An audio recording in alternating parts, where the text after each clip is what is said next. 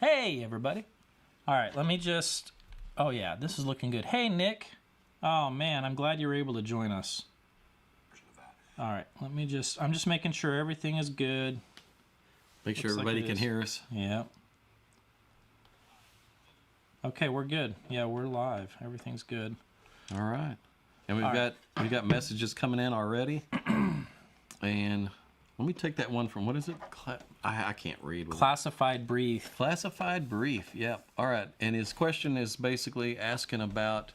I'm going to pull it up here. The comparison of how this speaker sounds versus a tricked out in Exotic or in Extreme. Really, really different. It's an apples and orange situation. The NX Audica and NX Bravo, of course, or NX Stream are full open baffle speakers. They're high sensitivity. They're planar magnetic tweeter that's in a waveguide at a low crossover point. It's got servo subs, flat to 20 hertz. Everything's fast, fast, fast. I mean, there are things that speaker system does that nothing else really does. And it's got resolution out the wazoo. It's got just dynamics. You can reproduce any kind of music at any level. So if you want to play a drum track where it sounds like there's a live drum set right in front of you, it'll make it sound like there's a live drum set right in front of you with dynamics that just hit you in the chest and just make you just wow, Yeah. It's got that factor. Yeah. And it can still do a whisper of a female vocal and sound like she's right there, So they do all of that. It'll do anything, and you can drive it with one little 300B tube amp. You don't need a bunch of power. And you can compare that to any speaker out there. It's kind of in its own league in a way. This is really different. This one, it's to me a little more transparent in the way it sounds in some ways. It's definitely better in imaging, soundstage layering, focus, where things are in the soundstage in relation to each other. Things that with the NX Extreme sound very real in there, and this is just more focused, and all the fuzziness around it is gone, and it's just more real. Yeah. And the vocals are the best of any speaker that we've ever messed with, that I've ever done anything with or even heard. The vocals sound real. That little driver weighs nothing, and it's really fast, and so it just has a different presentation. And to be honest with you, I find myself listening to that more than anything else. I keep setting these up because I like listening to that presentation. I love that vocal, like it's just the realest vocal you've ever heard. And so it's completely different. It's hard to compare completely different types of speakers like that. Both are the type of speaker that have to be out into the room. Oh, yeah. This isn't designed to sit on a shelf. It's not designed to be on a desk. It's not your typical stand-mounted speaker. You have to consider it just like you would an open baffle speaker because of the rear-facing driver. So they're kind of the same in that regard, but it's different. And there's going to be people who at least listen to both and they say, I've got to have those in extremes. Yeah. And then there's people that maybe they don't have that big a room. Yeah. Maybe it's a smaller, more intimate room, and they want this sound. And it's just a better solution, especially for really smaller rooms. Yeah. So long as you can get them out from that front wall, then, man, they're your speaker. Yeah, and I would even add on to that, even if you had a medium or a larger room, this is not a small room. And This you're is a pretty size room. Yeah, you're not cranking the speaker. You're listening at moderate volume levels, then you can get by with Aria. But will it ever do anything that the Extremes or the Audicas can full tilt? No way. Yeah, no way. You want to crank like Blue Man Group or something like that and just like blast your your wife's clothes off. It's like that's what you can do with the those, NX series models will do that and just breeze right through it like it's nothing. Yeah. This is going to be the same type of output capability as any other stand mount. Yeah. Yeah. I completely agree with everything you just said. The only thing I would add is I kept thinking that this is going to be a true audiophile loudspeaker all the way through. And what I mean by that is we're only going to be listening to audiophile music on these, but I was wrong. Like I was surprised by that too. I listened to Jack Johnson. I listened to AC/DC. I listened to Dire Straits. I'm listening to music that I truly love, not just how does this sound and it's really crazy and all this stuff. And, you know, for me, what it comes down to is anytime that I have a well-recorded vocal, I'm hooked with Aria. Me too. Like I can't, it's like... It's the go-to speaker. Yeah, yeah. So... We're actually hearing, to me, things that are within the recording better than you would with a lot of other speakers. Yeah. You know, and different. And two, I have that NX Studio monitor, and people have been asking me, how does that compare? Ooh, and yeah. That's an interesting question, too. The studio monitor, again, planar magnetic tweeter. It's in an open top. Yeah. If you're mixing and mastering and you need a pair of speakers sitting right in front of you, they're it. Yeah. They'll let you hear things that most speakers will just smear and cover right up. Yeah. You got to get closer to the wall or whatever the case may be. You can do it with that. No problem. Yeah. But this still, it's all different in the presentation. It allows you to hear how a song was recorded within the layering and the depth of that recording. And things will, if it's in the recording, it will allow those things to come out in a way that most speakers won't even do. Yeah. So, yeah. Matt is asking, hey guys, what's the cool Shunyata technology? Yeah, and I held off on my video because I needed to find out from Shunyata, like, what all can we say? Like, what can we... So, we've been given, you know, their blessing just to tell you what it is. And so that it's not a secret anymore. We're using their, what's called their harp device. Yep. And we're using it in a very unique way in that it is embedded in the actual speaker itself, which is, you know, Kaylin said, like, that's the way to do this. Oh, yeah. Like, the way you're doing it is the ultimate way of using that device. Yep. And it's never before been used in a loudspeaker before. Yeah.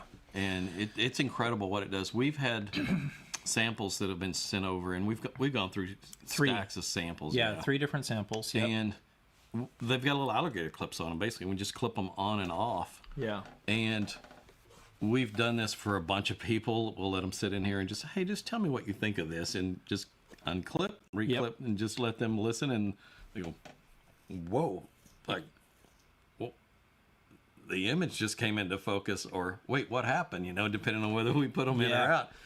And it's incredible the effect that it has. Now, explaining what's happening in there.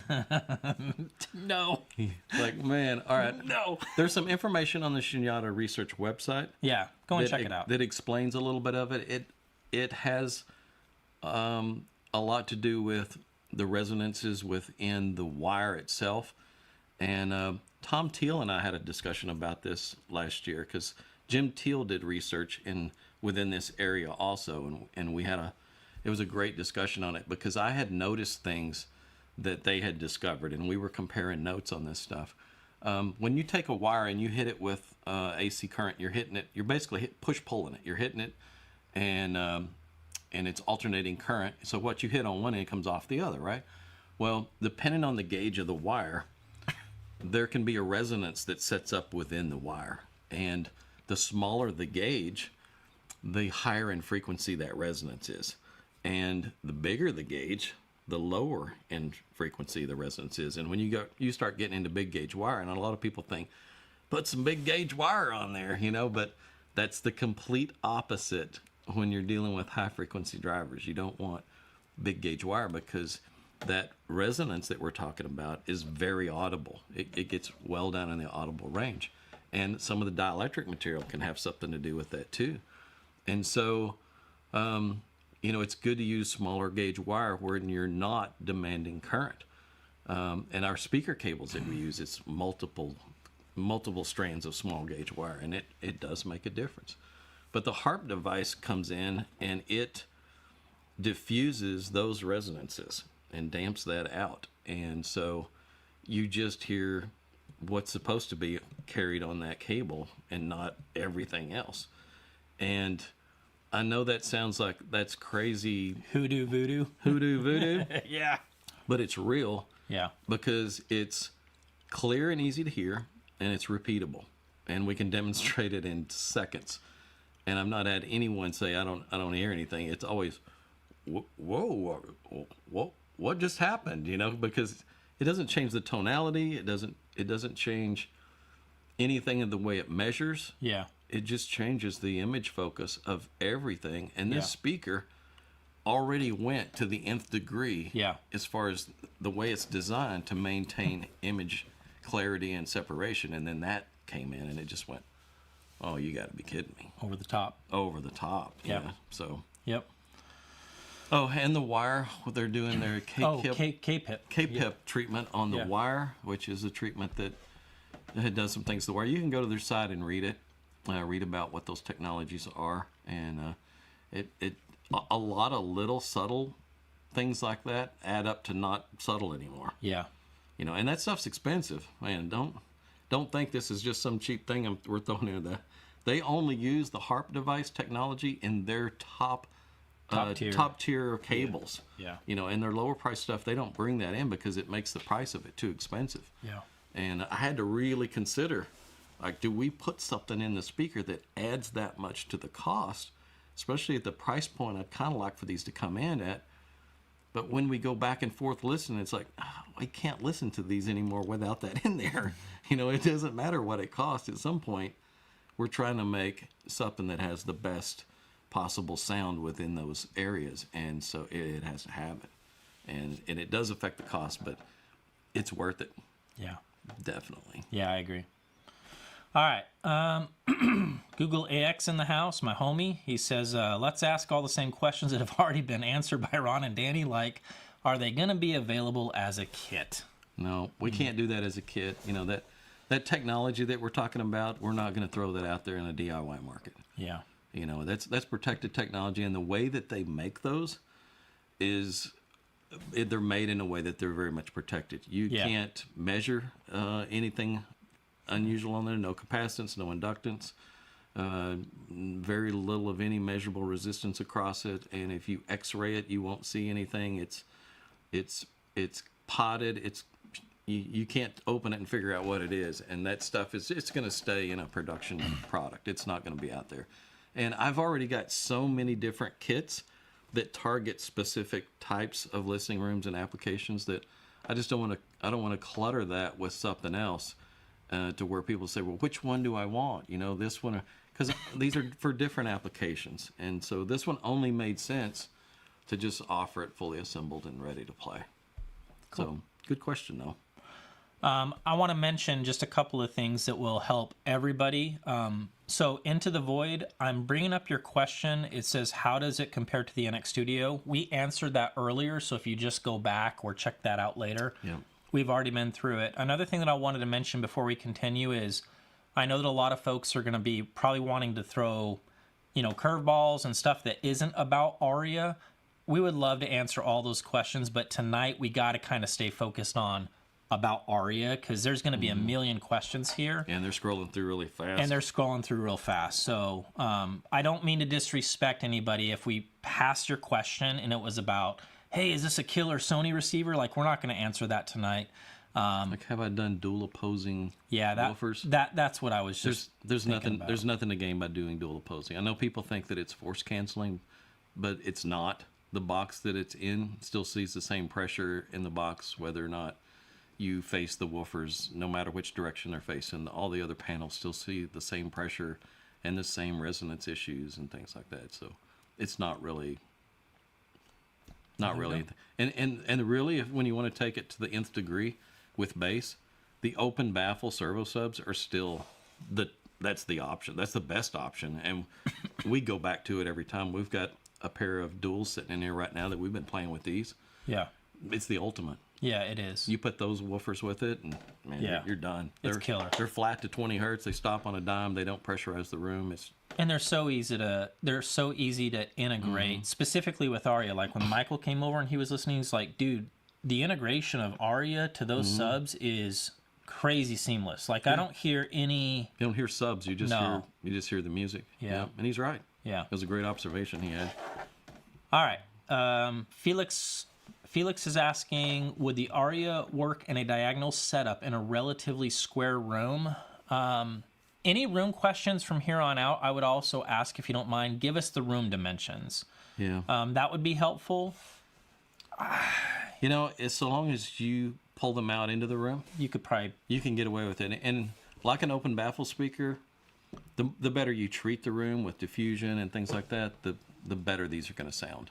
I mean, this speaker is really targeted to the higher end audiophile that is going to spend some time treating the room. Yeah. And they're going to use good gear, and they're going to use good parts, and and all that kind of stuff. Yeah. It's not a speaker for every application. But for those people that are that serious about music reproduction, yeah, you got to hear these. Yeah. You have to consider it as an option. Yep. So, yeah, they'll work in just about any size room so long as you treat it properly. Yep. Cody asked, do you have a target price range, price for the pair we're looking at? Yeah, we're trying to keep it under $3,500 a pair. Yeah. Yeah, and that's just based on cost to produce and nothing else. There's no more margin on these than anything else that I offer or sell. The price is what it is because it costs a lot to make them. I know I was talking to him about this a little bit ago. You take the crossover out of the XLS Encore. It just fits on a little board about this big. It's not a lot of parts. The parts are small because they're crossing at 1800 hertz. This is crossing at 250 hertz. The parts values start getting really big. The crossover's on a board that fits in the bottom of that box that completely fills the whole thing, and it's all parts. So they're all really top level parts. They're all sonic caps and yeah. I mean, just in parts everything alone, we're at what, $1,200-$1,300 just in parts alone. Yeah. Like in your parts, that's not including parts, Shunyata. I mean, that was like a whole other. I know. Hey, can you just give us all that stuff for free? Can we just? Yeah, I know. No, you cannot. Yeah, that stuff's not cheap. So it just, the price came out to where it came out. There's no fluff built in, no extra margin for, no. It just is what it is. And I'm okay with that. I sell a lot of product, and I don't have to be greedy with it. I would rather have more happy customers. Yeah. That's what makes me happy. All right. We've got Rod asking, he's saying, it's 2 p.m. down here in New Zealand. How far away is the open baffle speaker from going into production? So that would be potentially Aurora if we end up keeping that name. Yeah. I got to find out if it's trademarked. Yeah, I know. We got the next model that's right behind this that Killian's finishing up now. We got to get the cabinets in and get them tested and sign off on it, and then work on getting a production run made. And that bigger model, that with the open baffle servo subs, will be last. It'll be last, yeah. I just had 100 amplifiers come in that are specifically designed for the 8-inch servo subs, and there's a lot of flexibility built in there to them. So you could run them standalone, or you could pull back the extension filter and you could run 12-inch servo subs right along with it to really fill out bottom end if you wanted. So that stuff, it takes a lot of work. There's a lot of development, and I'm going to knock it out as fast as we can, but don't expect that stuff to just come shooting out. It takes too much time. Yeah. All right. We've got the legend in here tonight, my dear friend, Mr. Randy. Oh, look at there. Hey, Randy. Cheap Audio Man. He said, did you just come from CrossFit, Ron? I just came from the track. I went tonight. It's crazy you noticed. The weather was decent, and I went out and trained for about 45 minutes, and so I'm tired. And I told him before we started, I look tired. I can see myself in the video there, and I'm thinking, I look exhausted. Yeah, it's the end of the day. I'm give out. I'm beat. Hey, Randy, thanks for the super chat, man. I appreciate that. He has been going to the gym. I have been going to the gym. I'm proud of you. Yeah, I go once a month now. Once a month? No, I've been going to the gym. All right, let's see here. Since it is similar size to the NX Studio, that seems like a fair comparison. So, Bobby, we answered that before. You can check that out later. It's actually a lot smaller than the NX Studio. Yeah, it is smaller. The NX Studio is a big... That's a big stand-mounted speaker. Yeah. All right, let's see here.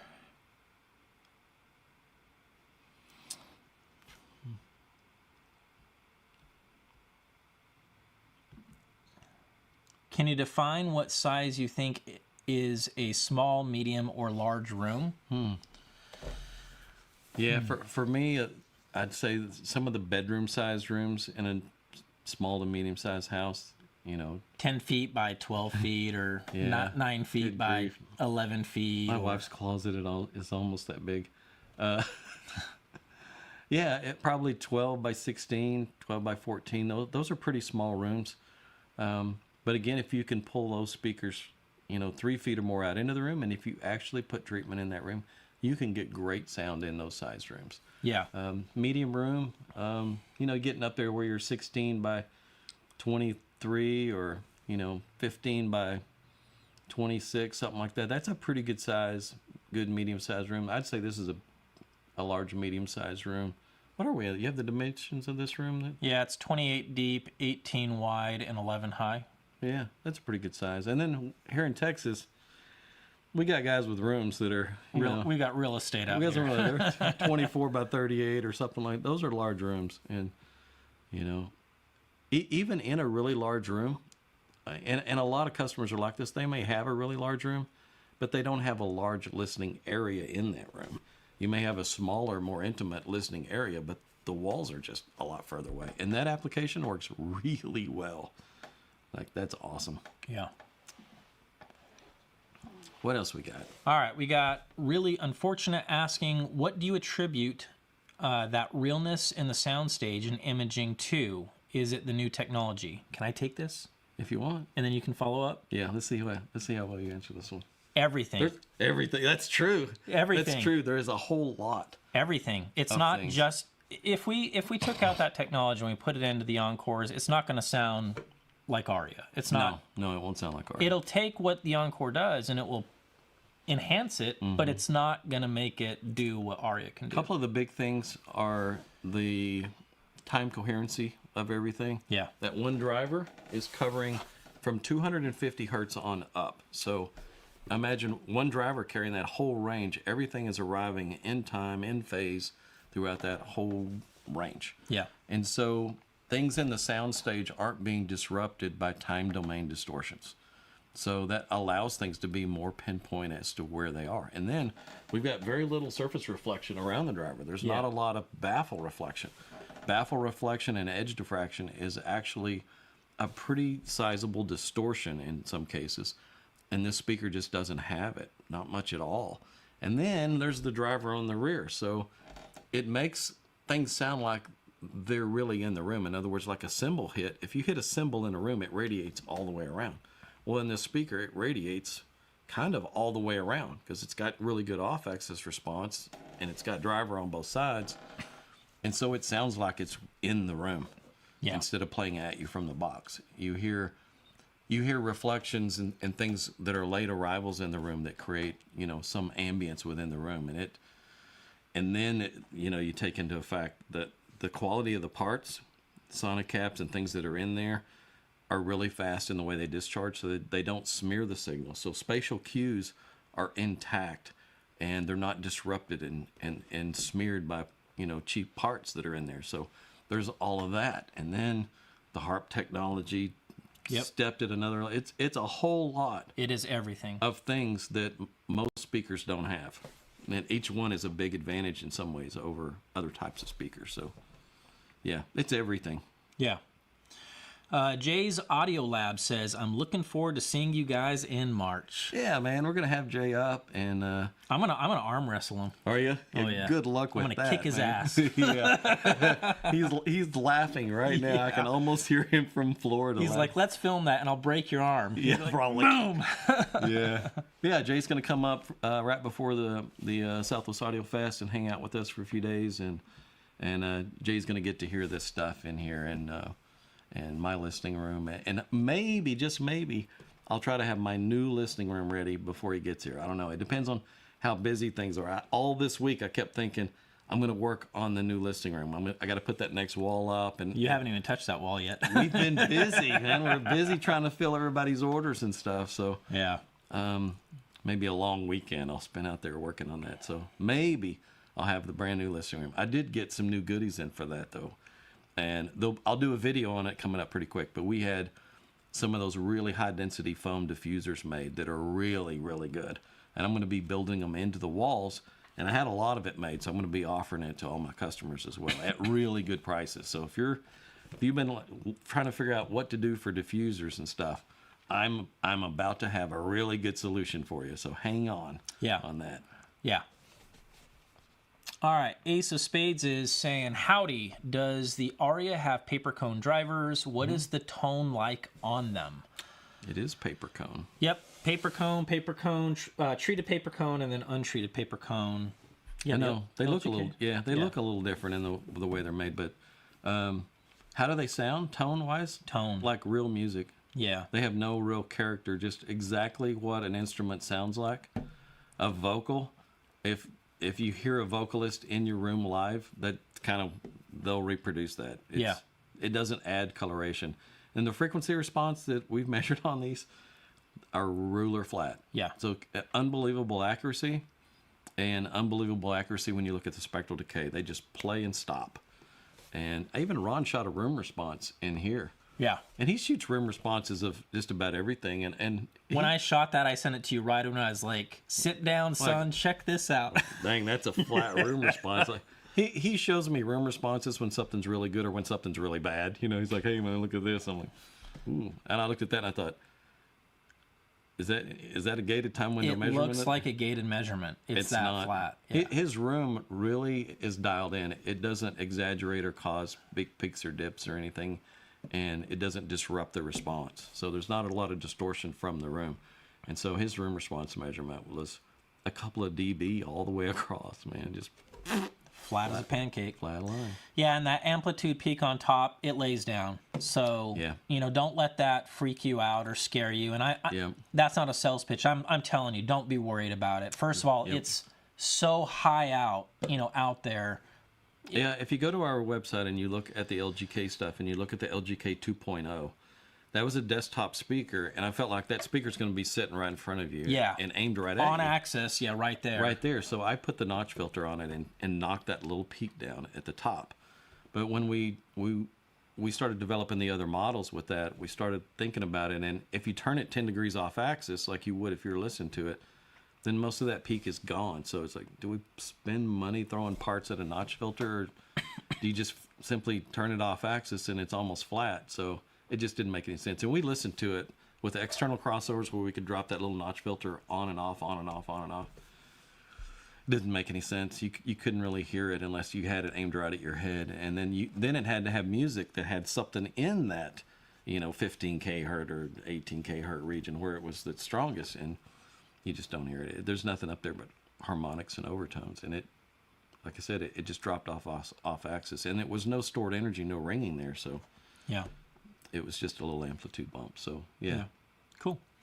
Frank Black is asking, I have a Deckware SET amp with just 2.5 watts per channel. Will the Aria work with an amp like mine? No. Maybe if it was on your desktop and you had nothing behind your desk. Yeah. Yeah, then it would be fine. But no, it's not enough. It's not going to be enough. I would say like 25 or 30 watts would get you good in the ballpark where you're that amp from Brian Miller, that Miller audio amp, that's been one of our favorites. It is my favorite. Yeah. That's what I was about to I wanted to throw a bone. That's beautiful sounding amplifier. If you throw a decent, high quality preamp in front of that Dynaco ST70 that's been modified by Miller Audio, grand slam. What is that? 35 watts? 35 watts per channel. It's plenty. I've never felt like I needed more power. Oh, we've cranked the heck out of those things in here, and it's like that 35 watt amp sounds like a 150 watt amp. Yeah, it's got guts. Beautiful. For any of you guys out there that have the Galleon TS120, the Thomason stereo amp, that's a close second. I do prefer the Miller amp, to be honest. Sorry, Thomas. I do like it a little bit more. But make no mistake, for folks that just want a one-and-done integrated amp, it's all one and done. It's fantastic. It's a great sound. It's really, really nice. Yep. All right. And guys, we do spend a lot of time listening. Oh, a lot. Yeah. A lot. Just comparing things and listening to things and trying things, man. Sean B is asking, hi, Danny, are you able to show the horizontal and vertical contour plots, or is that a clipple-only measurement? Nope, we can show it just like we do any other speaker. It looks great. Fantastic. Not only does it look great, but it completely drops off evenly as you move off axis. There's no, bump here and then a drop. It's just the whole thing just nice linearly falls off. It's beautiful. One of the best measuring speakers I've ever measured. John Shepler in the house. John, it is great to see you in here. This is hilarious. I'm going to pawn Randy's Tesla this week, and our big bill's acceptable. Yes, yeah. Yes, absolutely. As you should. As you should. This has come up a few times, and this is great. So we can squash this right now. I'm surprised there is so much distance between the drivers. You have to understand that the crossover point on that speaker is 250 hertz. We're not even close to pushing the boundaries of what... A 250 hertz wavelength is about 4.5 feet long. Yeah, so we could... So you can go in every direction, and you can't even create more than 5 or 10 degree phase rotation because those wavelengths are so long. When we start getting into speakers where we're crossing a little mid-bass or a woofer to a tweeter, and that tweeter's having to cross at 2,500 hertz or 3,000, man, that driver-to-driver spacing gets real critical, and then as you move up or down, they get out of time alignment real quick, and they completely fall apart. This doesn't do that at all. It might as well just be one full-range driver with cross to nothing, because every direction you move, there's no phase change, no shift, no nothing. It's too long of a wavelength. But good question, though. It's been asked a bunch, but makes no difference. And the reason they're spaced the way they are, there's a divider right here because there's a separate airspace for this driver, and then it's angled like this in the back so that there's no flat wall behind it. And then the same is true in the back one. There's even smaller airspace because it's not playing as low. Yep. It's a little angled airspace in there. Yeah. So, yeah, there's something there. It's a whole 3/4 inch material right down the middle of that thing. So. Yeah. Yeah, keep in mind these are 30 pounds each, so they're heavy. There's some wood in there. Yeah, and some cement at the bottom. There's some bracing. Yeah, there's we got a sidewall, and then we got a solid hardwood on the outside of that, and then there's no res inside of there to damp it. It's heavy. It's built like a tank. Yeah. This was brought up a couple of times, and this is a great question. Driver on the back, is it in phase or out of phase? It's wired electrically in phase. It is in phase. So that woofer on the back moves out. The one on the front moves out as well. They're both moving just like that. How about that? I can see myself on camera. How about that? How about that? I'm impressed, man. I'm still blown away by this technology. Yeah. He's doing I couldn't do any of this stuff. All right, this is a great question. John Adams is asking, would tier your bookshelves now, or put them in a tier, I think is what you're asking. Would the NX Studio go to second and XLS Encore go to third now? Any internal shots of the crossover embracing in the maybe future? I'm not sure what you're asking there. So well, we talked about the bracing a little bit because we got a divider in there. Let me just twist this thing. Yeah, man, it's heavy. So there's a couple of panels in here just about like this, like that. So there's a little bit of a wedge shape there. So the top is braced quite a bit, and then there's a brace going through it this way as well. So there's not much there that can flex. Now, as far as putting those in tiers, yeah, how would you put them in tiers? So what's your number one? What's your number two? What's your number three? It depends on your budget and your application as to what I would recommend. Like, the X series speakers were designed to be the biggest bang for the buck there is. Yeah. I tried to see what can I do for the least amount of money, what would be the biggest performance gains I could make and not spend any money. And those just lead the way. They don't cost anything. You can build them for a kit for nothing, and they beat up on a lot of stuff. Now the NX series, that NX Studio, and even now we've got that little NX Bravo, which is just a small version. That planar magnetic tweeters, higher resolution. Yeah. That NQ driver that's on the NX Studio is higher resolution driver. That thing, it would be a better choice if you're mixing and mastering, or you have a small room or where you can't bring them out into the room as far. Yeah. They're designed as a sealed box, the tweeter being open, but the top is open, and it absorbs the direct back wave, so you don't have just immediate wall reflection. So it's kind of more designed for specific applications, and I still feel like it's one of the best sounding stand-mounted speakers that there is. And it has resolution and detail levels, especially across the top end, that exceeds this speaker.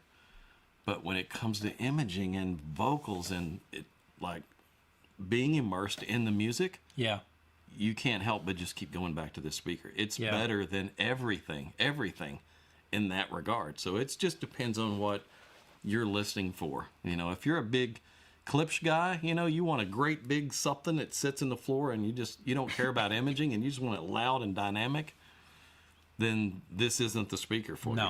You know, so it just depends on the application. So it is what it is. Yeah, that's a good question. Good question though. Jimmy Mack, solid core or stranded wire? This has the solid core wire in it that's polyethylene jacketed and treated with the K-PIP. Technology. Cool. Yep. Again, you'll have to go to their website and read what all that does. It's basically taking each end of the wire and running signals through it for quite some time. They're asking what the gauge is of the wire. It's 16 gauge. 16 gauge. Yep. It's the ideal gauge for the amount of current that this speaker is going to demand. You know, you get into bigger gauges and that doesn't make it sound better. I could have went with a smaller gauge on the little NQ, but it does go down to 250, so I felt like about a 16 gauge is just about right. It's like sometimes the smallest gauge you can get away with is the better sounding wire that you can use. But it's got to be big enough for the application. So yeah. Hey, Nicholas, I just wanted to say thank you for the super chat. It says, we are blessed to have you two guys out here live. Thank you. I appreciate it. Thank you very much. Is that the Nicholas over in Australia? Nicholas Ruminos? Yeah, I think so. He has sent me some really cool shirts from Australia. Oh, that's awesome. And I think he has also built the N Extremes. I think he has the first functioning N Extremes in Australia. How about that? Yep. So, and he sent me photos. They look really good. How about that? Yep. Ron Valiant is asking. Ron Valiant? Yeah, Ron Good customer. Valiant. Cool. Yep. Awesome. Have you tried the LGK driver by itself in open baffle? If so, how does this box variant compare? You know, I've thought about that a lot. And the guys from Spatial Audio did some testing with it in open baffle and said, ooh, like, wow. Like, they really liked it in open baffle. Yeah. I would have tried that a little bit already, but it already doesn't play down very low because it doesn't move much air. When you put that in an open baffle, you're really limiting how low you can cross it. It's like I would have to push that crossover point up a little higher. And in this application, with it in a sealed box, there's a steep filter at the bottom. It's a second order, but it's a steep filter. So it's allowed to play down to that region and just go whoop. So we're pushing it as far as we can into those lower frequency ranges without letting it go through much excursion. If I put it in an open baffle, it would be a little harder to control that, but I bet it would still sound really, really good. Oh, we did put it in a wedgie design where we had an old model that was a real skinny little wedge, and it had 4 LGKs in it and the planar magnetic tweeter and a little 3/4 inch deep waveguide, and we tested it with the new LGK drivers, and we got a nice smooth frequency response out of it. But we couldn't figure out what to do below it. It would play down to about 300 hertz, maybe. That was about as far as you could push it. It's kind of hard to reach. It needs something else under it. Yeah. But that MTM section was phenomenal. Like, the vocals sound good. I forgot about we did that. Yeah. We only listened to the one. We didn't build out a pair, but there's something to be had there, and it helped that we used 4 of them. If there was just one, I probably couldn't have pushed it that low in frequency. So it helped that there was 4 of them carrying the load a little bit. But yeah, good question. Thanks, Ken. Yeah. Good to hear from you again, man. All right, Bobby Crumpley is asking 85 to 86 dB efficiency, and he's asking that as a question. Yep, that's it. That's it. You got it. Yep. 6.5 ohms. 6. Yeah, I think it drops to around 6 ohms minimum impedance drip. Minimum impedance drip. How about that? Minimum impedance drop. You could draw a line between 85 dB and 86 all the way across. Yeah. It's right there in the middle of that. Kevin, my man, he is asking, how small is the sweet spot on these speakers? Do we get a lot of fall off vertically or horizontally? I prefer speakers that still deliver clean images across a wider sweet spot. That's one of the things that I love about this speaker. In fact, a number of times that Danny's been over, I've had them spread out quite a bit. And I think at first when you're looking at it like, what are you doing, man? I was like, just shut your mouth and listen. It's like, they're perfect. Yeah, so. I know I've noticed that the imaging is really focused regardless of how far they are apart. Yeah. Whereas a lot of speakers, you kind of find the spot to where the relationship between you and the speakers and how far apart they are, you'll finally get a spot where it kind of locks in. Yeah. These are kind of locked in almost anywhere. And if you move left or right, and we've listened in here and at my place where maybe one guy's sitting in the sweet spot and the other's just kind of sitting off to the side back here, and it still sounds really good. Yeah. Like you still get that sense of, oh my gosh, did that just really move across the sky? Yeah. Did it just really move from up and down? Like, we're noticing things in here the other night. We're listening, I thought, that movement went from here to here. It moved up in the sound stage as it was playing.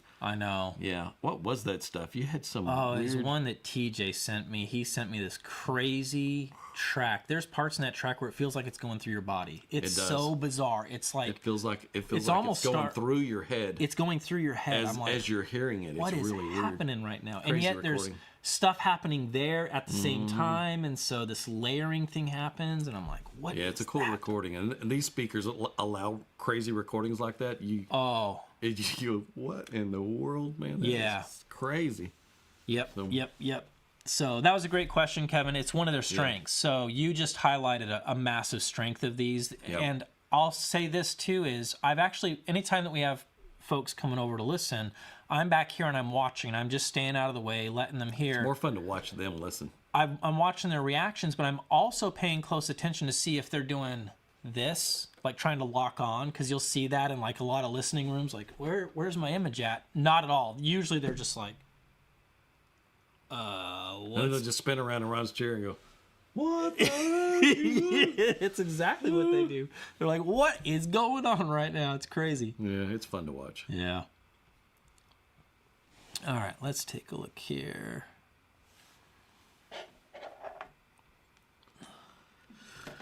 Yeah, I can barely read any of this, even when I put my glasses on. It's. Let me just take a look here. Oh, that dude Nick sent us. He sent you a little. Oh yeah. Oh, he did a super chat. Yeah. An extreme owner from down under. Yep. Oh, that is awesome. He is the man. Yeah. That is awesome. He posted some photos of his build on Facebook on a DIY build something. It's got tons of views. The whole build looks really cool, but he's got them up and playing now. This is a great question. International shipping. Will you ship to Aria to Canada? Sure. No problem. No problem, man. Worldwide shipping, not an issue. Not an issue, yep. In fact, we get pretty good international rates right now through UPS. When you spend a lot of money with them in shipping, at some point they start offering you pretty good rates. And so one of the ways they stepped up was to get all of our international shipping was to make the international shipping a pretty good rate. So, yeah, no problem. JS is asking, this is a great question, and I want to tackle this one. With the backfiring driver, how important does treatment behind the speaker become? Yeah, that's true.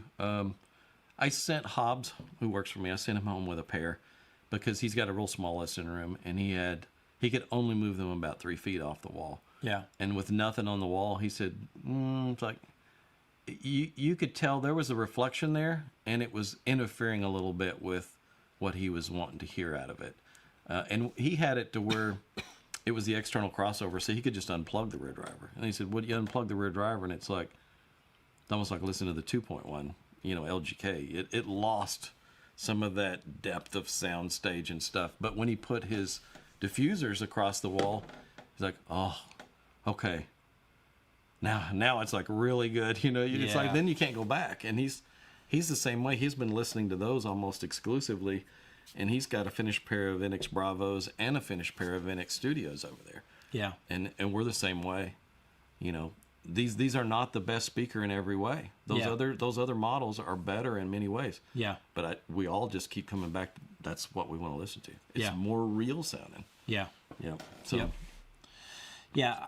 Yeah. Add a little treatment to the room. They deserve it. You'll be rewarded with some diffusion across that back wall. Yeah. And this isn't a sales pitch for you. I'm actually saying this because I know that I'm right in saying this. I think that your styrofoam diffusers would be the perfect application for that, even more than like a wood diffuser, because you have to understand that with the depth with a lot of the wood diffusers, like mine are, 6 to 7 inches, that's too deep. You can't have the speaker 3 feet away from that smacking up against that.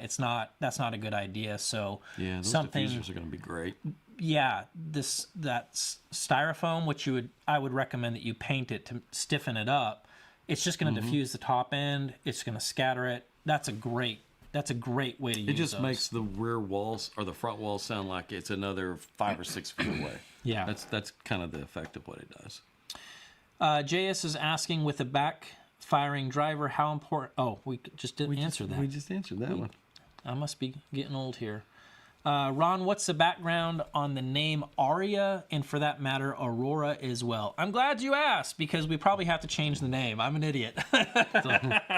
I left all that to him because to me it doesn't make any difference. Yeah. And this was his ideal speaker. It's like, this is what he wants out of a speaker. And I said, okay, come up with a name. Yeah. Yeah, I knew that Focal had the name Aria. I was well aware of that, and I didn't care, and I still don't care, because, for me, just that term air, I just kept coming back to that. There's something about that. There's an airiness to that speaker. There's an airiness or an ambience to the speaker that I wanted to celebrate, but I had to do some digging and some homework, and it is trademarked, and I didn't realize that they actually had a trademark on the name Aria. They do, so we're probably going to have to change the name.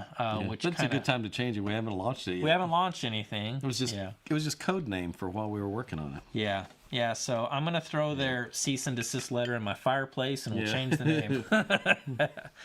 And then Aurora, that was. Both you and I were like, what do we want to name this last one? Yeah, the last one's a lot different. It's a lot different. And so with Aria, and whatever name we switch it to, it's going to be Model 1 and Model 2. And the reason being is, this stand mount version, as opposed to the floor stander, it's the same speaker. Like, it's not, there's no reason the Woofer went from a 5 1/4 to 6.5, and it's going to play a solid 10 to 12 hertz lower. Yeah. But it's basically the same. Yeah, but with Aurora, that's a different animal. And so I wanted a different name, but I still want it in the same vein of like Aria, something that just had the same type of a flow to it. And so that's what we were going to do. Now I have to find out if Aurora is trademarked. Probably is. Yeah. Oldsmobile used it on their engine years ago. Yeah. They had a car called Aurora. Neil K. Oh, welcome to the live stream, Neil. What level of electronics do you recommend with these? That's a really good question, considering what you shocked me with yesterday. Dude, I got in this most ridiculous. It's the A5. It's the Duke Audio A5. We should grab that. I know. Dude, we play this stuff on really high level. And I like messing with you. It's like every time you come over, I'm like, I want to see if I can. He messes with me. He'll set something up, and I don't know what it is, and he'll say, just listen, and he'll play a few tracks and say, what'd you think? And I'll turn around and tell him what I thought. He's like, okay, I was thinking the same thing. He's like, yeah. But where was that? What was that little amplifier? It's the Duke Audio A5, and it's just one of these little chip amps. They're a dime a dozen. It's $80, and I think they got this one right. Yeah. He swapped out the op amps on it. Yeah, I swapped out the op amps, and it's just got like I'll go grab it. Yeah, grab that, man. I'll keep chatting about this. So he brought me in. He had a little cardboard box set up over there where I couldn't see what it was, and I don't really care. Anytime he's got me listening for whatever reason, I just sit down and listen. And so I listened to it, and I thought, he said, what'd you think? And I thought, well, it doesn't quite have the air and space that we're used to with some of the stuff. But, man, it did nothing wrong. Like, everything that it played sounded pretty dang good. You couldn't fault it, really. You couldn't even nitpick it much. And I said, okay, what is it? Is it something really cheap? And he just laughed. And yeah, it doesn't cost anything. You can see from the top being off, he swapped out those op amps, just some good op amps, but yeah, it's just got a couple RCAs on the back, and I listened to it a little bit, and I said, well, it's missing a little bit of warmth and like the real lushness. It's a little on the dry side, just a little, but I said, I got an idea.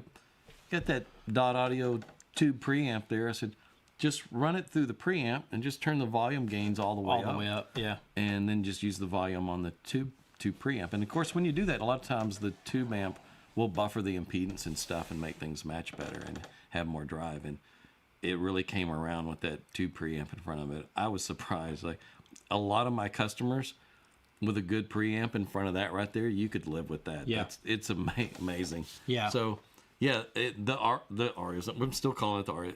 It sounded phenomenal on that cheap little nothing amplifier. Yeah, compared to my favorite setup with the Miller Audio, it's like $2,400. That's a good value for an amplifier. It is, yeah. But I mean, we're talking about a $90 amp, and I said I felt like we were 96% there. Like I know that close. I know. I'm looking at it, I'm thinking, this dumb. What if we can put a little plate on here, put some tube connectors on here, and there's not much room to work on this thing. It's pretty compact. Yeah. In here, I don't know that we could do much to it other than just swap out those op amps. But maybe that's all you really need. It sounded incredible. Stupid good. So stupid good. You don't have, and you know what? Go back 10 or 15 years and A/B all the top level amplifiers and drop that in the mix, and it would smoke all of them. It would at least hold its own with some of the really top level amplifiers. And I mean, some of that stuff's come a long way, and you don't have to spend big bucks. Yeah. Yeah. Yeah, that's a great question. Now, if you start running it at high power levels, it may start sounding kind of thin. Yeah. We didn't push it to really high levels, but yeah, that kind of happens sometimes with those little power supplies that are a little brick on the back, It may run out of dynamics, but at the levels we were playing it in here, it was you couldn't fault it at all. It just occurred to me, and I don't even mind saying this. I think I prefer the sound that we were getting out of that over the tiers when I had these hooked up to the tiers. I mean, those tiers are great amps, but those are big monoblock amps. What those did with Aria is some of the top end just sounded a little too forward. You could hear a little edginess on the tiers. Yeah, but it had drive, man. Those things had dynamic. A grip on the bottom end. Those big amps are just like, you could really. Yeah, they had quite control and punch, but and this may not have anything like that, but at the levels we're listening, and we were using servo subs for the bottom end, so who cares? They got their own amp. Yeah, that's crazy how good those things were. What else we got from these guys? Thomas is asking how big of a room you think Aria is applicable for. The listening room I'm building is 23 by 17. You're going to be just fine. Perfect. You just hit a grand slam. Yep. It's ideal size right there. That's the same size as my former listening room. It was 23 by 17. And 9-foot ceilings. All right. At what frequency does the rear LGK roll off at? Would it be workable to let it play as low as the front LGK? Nope. It's going to start wrapping around. It's got a first order filter on it, so the response, it does this. And if you let it play any lower, the lower frequencies begin to wrap around the cabinet and go to the front, and then it's out of phase with... You got a problem on your hands. It starts... And we put as big a cap as we could put on there until it had no effect on the front output. So it's solid above 8,000 maybe, and then there's a nice gradual roll-off as it starts approaching lower frequency ranges. So, yep. Call the new speaker Aria backwards. Aria? Maybe. That's a good thought. It's an idea. The Aria. Pair well with Black Ice. I had that amp, and I think that would be a fine pairing. You'd have plenty of power. No issue there. I think that'd be just fine. Yep. Let's see here. He reads through these things much faster than me. I'm trying. Lots of people guessed. $3,500. Yeah. On Danny's channel, when he released it, there wasn't a whole lot of pushback on his channel. When I released mine, there was a bit more pushback, and I'm fine with that. I think that, you know, given the fact that I've reviewed a wide range of stuff over such a long period of time, maybe people are hoping like $2,000 or something like that, and I wish we could have done that. I wish that was, but costs too much to make it. Yeah. You know, we didn't make this with a target price point. Yeah. I took that technology and those concepts from the LGK line and the LGK 2.4 and just ran with it and just tried to see how far can we go with this typology and how good can it get. And we surprised ourselves. Yeah. I did. I was really surprised. Yeah. And then the price just it landed where it landed. If $3,500 is too much for you, I've got cheaper models. Yeah. That NX Bravo is a grand slam speaker, and you can buy it fully assembled, like $2,000 or $2,200 or something like that. Yeah. Fully assembled and ready to play. You can buy it as a kit that's under $1,000. Oh yeah. And build it yourself. Yeah. That thing's phenomenal. Oh, it's killer. That tweeter crosses at almost 1,000 hertz, man. Yeah. In that waveguide, it plays. So it's covering ranges that typically the woofer would have to play, and it's not having to. So it's and that improves the off-axis response in all directions because it's crossing at a lower wavelength, and it improves phase response. And then you could still go back to XLS Encores. We've sold more of those than any speaker we've ever offered. Yeah. And you can get an all-out kit for $700, all the best parts, and build it yourself. Yeah. So don't feel like, hey, you went too high for me, and I've got other speakers for you. You know, there's other options, but to reach this level, that's just what it costs. Yeah. Ziggy is asking, will we be able to hear the speakers at Expona? And we might as well just answer, are we gonna do any shows? I don't know. Want to? You know, right now, it's like when your biggest problem is getting orders out the door fast enough, you don't worry about going to shows. When your biggest problem is just, do you have enough quality employees? You know, when your biggest problem is just is everything but trying to make a sale, then shows don't make a lot of sense. And I can tell you, the customer acquisition cost of going to a show is high. You know, you spend a lot of money going to a show. On average, I'll spend $10,000 or $12,000 going and doing a show. And think about how many of anything you have to sell just to break even or just to make that up. You know, especially when you're not selling, you know, $50,000 speakers. You know, one sale from those guys, they don't care. They paid for everything. You know, we're hitting more people at a lower price point, and it just doesn't make any sense compared to, I may drop a video in the first hour. There's 1,000 or 2,000 views in that video, and I can't get 1,000 to 2,000 people through my room at a show over the whole period of the show for 3 or 4 days. You know, we're just reaching so many more people. And to be honest, I have people fly in from all over the country and from other countries just to come audition stuff. So yeah, getting it in front of people isn't a problem. And there are going to be reviewers that we're gonna get it in the hands of people. Yeah. And we're gonna get it in the hands of the right customers that can give you guys good feedback and stuff like that. We're gonna make opportunities for people to hear it. And I might still do a show.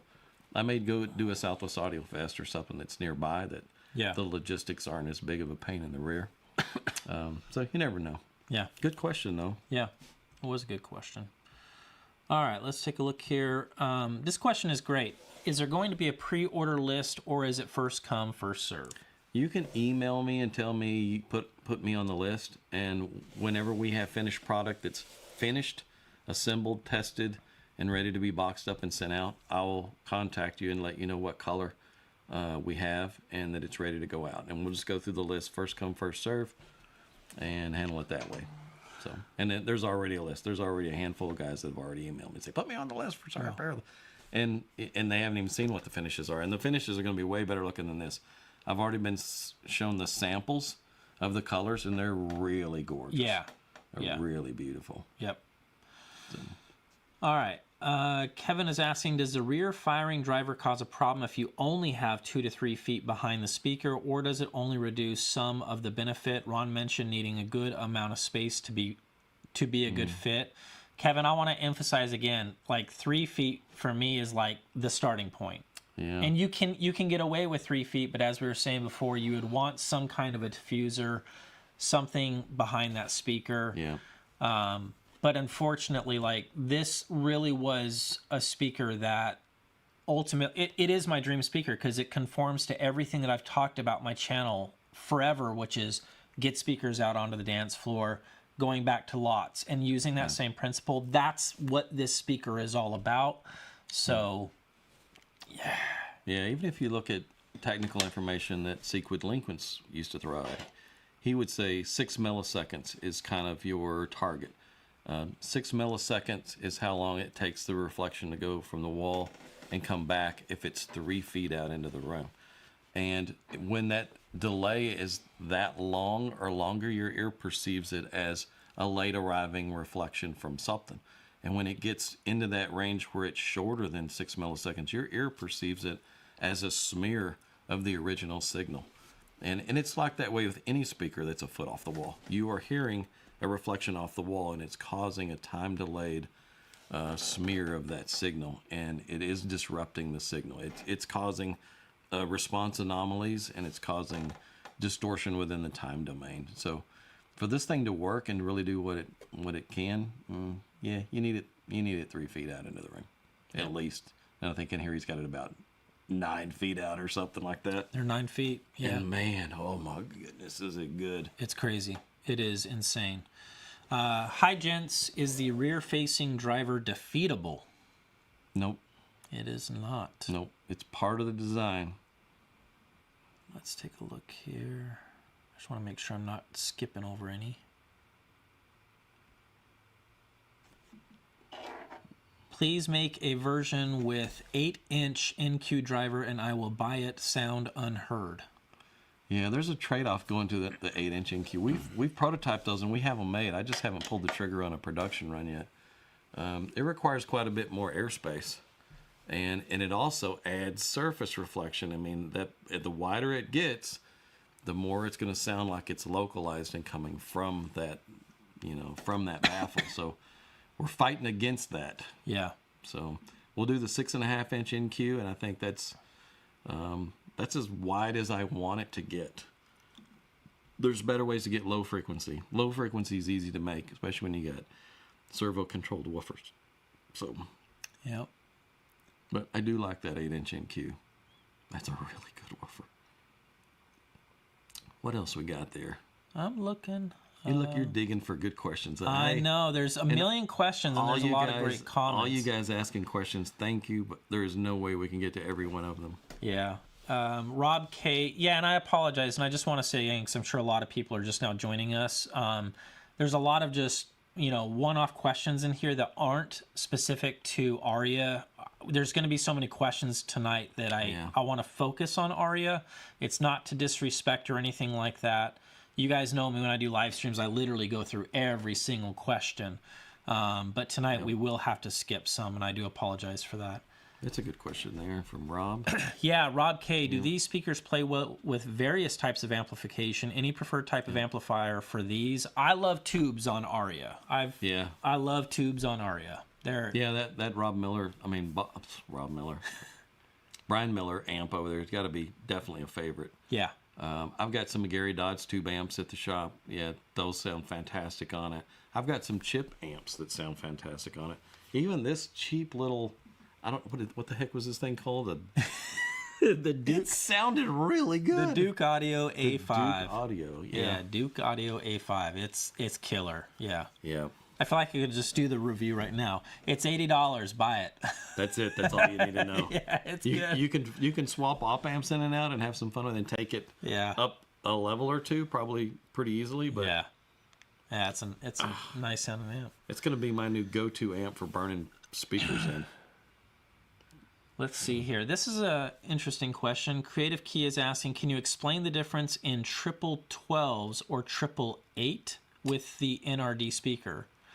Oh, yeah. I see what he's asking. In the triple 12s would be too wide. It would be so tall too. Yeah, the thing with the 8-inchers, we're going to have those on as narrow a baffle as possible. Yeah. And the radius around the outer edges is going to go around the drivers to just minimize that surface reflection. And then at the top, it may do this a little bit, and that speaker will sit right on top of it. So it'll have a nice look to it, a nice sexy look, whereas you put 12-inch woofers down there that are 15 inches wide in the box, and there's no way I can blend 15 inches wide to what we're trying to do with this with just minimal amount of surface reflection. All about making that speaker disappear. Everything we're trying to do is, and same with Aurora, is we want that speaker to vanish. So everything we can do. This stand is sand filled. It's super heavy. So yeah, we want to keep this surface, and we experimented a lot with exactly where this driver needed to be. I showed him one day. He came in and I had 5 different baffles, and they moved over about 1/4 of an inch on each one, and we measured it every way, watching it, looking at it, figuring it out. What are the advantages of the asymmetrical location? My OCD was praying that middle driver was going to just measure perfect and it's going to be amazing, and I was like, it measures the worst. We can't do it. It does, man. Anytime you put a driver right in the middle of a baffle, bad idea. It does have consequences. Yeah. There's trade-offs, and this once it's pushed all the way to the corner like that, it had the smoothest response. Yeah. So. Yep. AK Photographic, what class of amp do you think will pair best with these? I have a pair of PS Audio Class D monoblocks. I wouldn't get hung up on that. Yeah. Class A, Class AB, Class D, it doesn't matter. Chip amps, whatever. You'll be fine. I wouldn't. They're not picky at all. I wouldn't. They're not demanding of a lot of current. Yeah. Whatever you feed them with is what you're going to get out of them. If you put high quality in front of them, you're going to get high quality out of them. This is a question more for you. Would you all consider bundling the servo subs with the Arias at a deal? Like a little package deal or something? Yeah, we can do that. Yeah. Yep. I mean, definitely the servo subs, we can't really listen to them without the servo subs because then it's flat to 20 hertz, man. So I don't know of too many applications where we'd listen to it and enjoy the music with just the subs off. Yeah. I enjoyed them for a long time without the subs, but once you brought the subs, I was like, well, you can't have these back. I know. I brought him my subs that are going in you can't have these my back. Other system. And I was like, you're an idiot. Let me let you borrow these for just a little bit. Yeah, it's like, man, it's hard for those to let those go away. The community is also looking forward to Jay going to GR in March. Yeah, we are looking forward to Jay coming. Yeah, it's going to be really cool. He did a little interview with me. If you guys haven't watched it, you need to go to his channel and you need to watch the interview. There's 3 parts to the interview.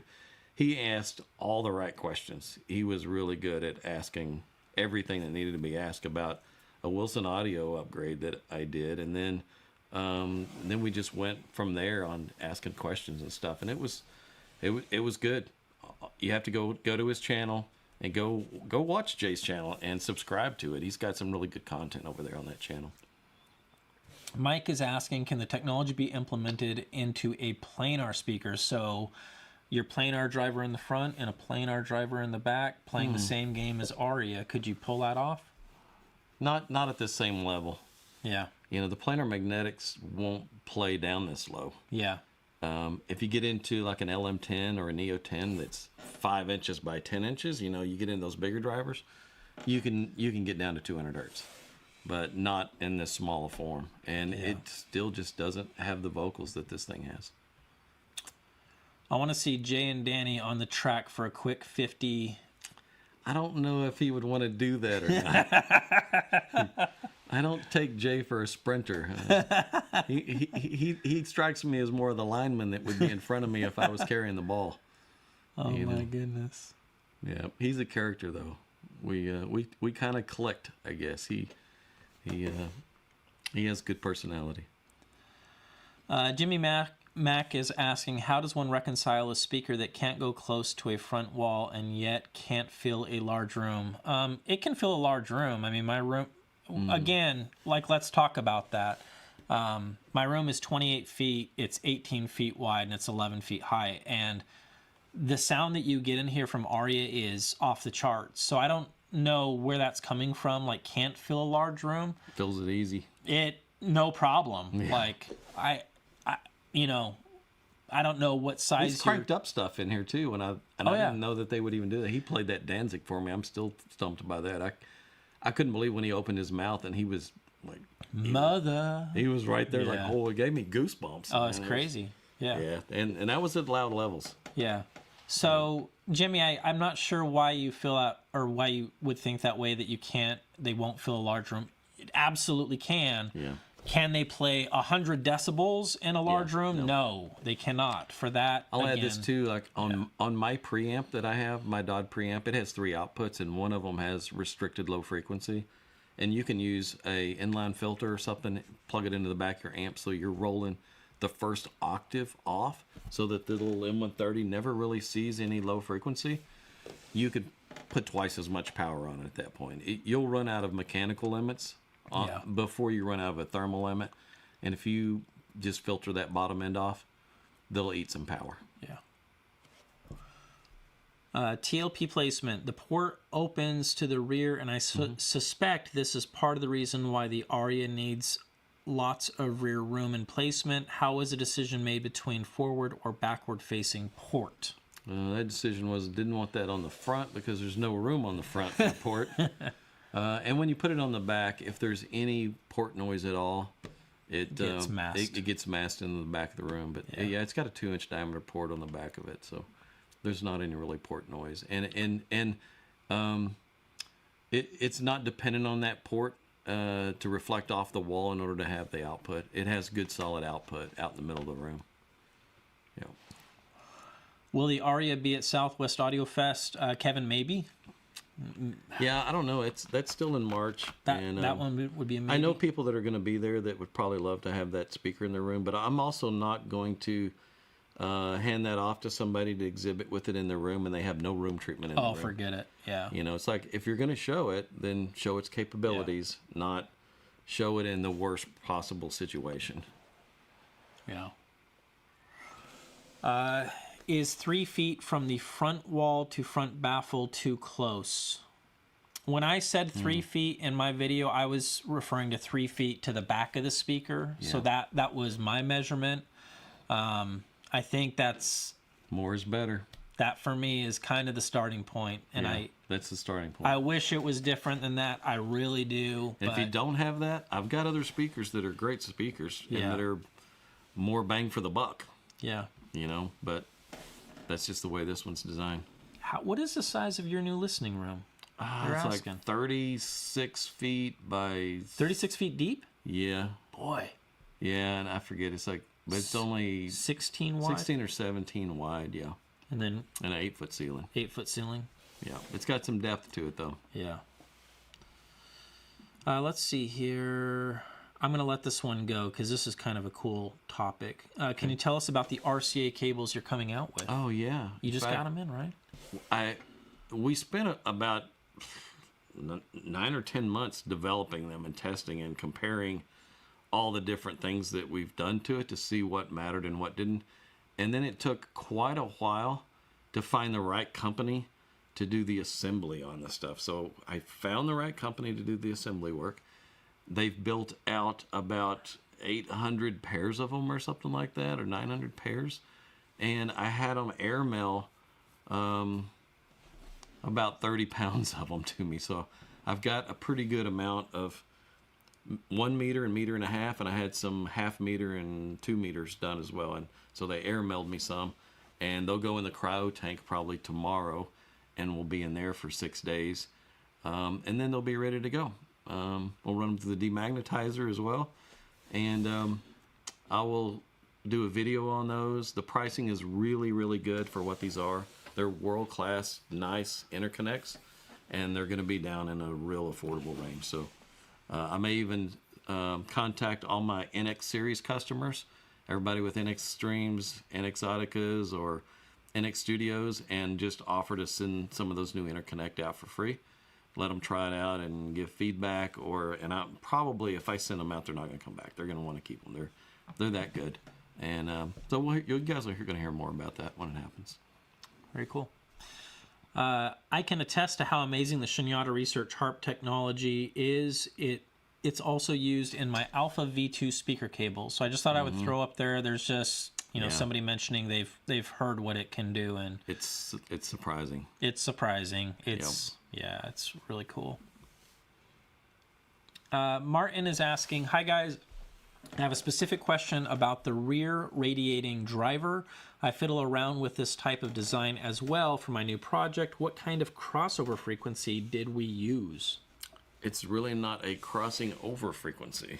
Yep. Because it doesn't really cross to the other drivers. We're letting it play as low as it possibly can without the rear output wrapping around the cabinet and coming forward. In other words, we're just keeping it in a range where it's playing from the rear baffle back. And then, of course, it's got good off-axis response in all directions as well. But it's pretty, like I said before, it's pretty solid down to around 8K or something like that. And it pretty much starts taking a long, gradual dive.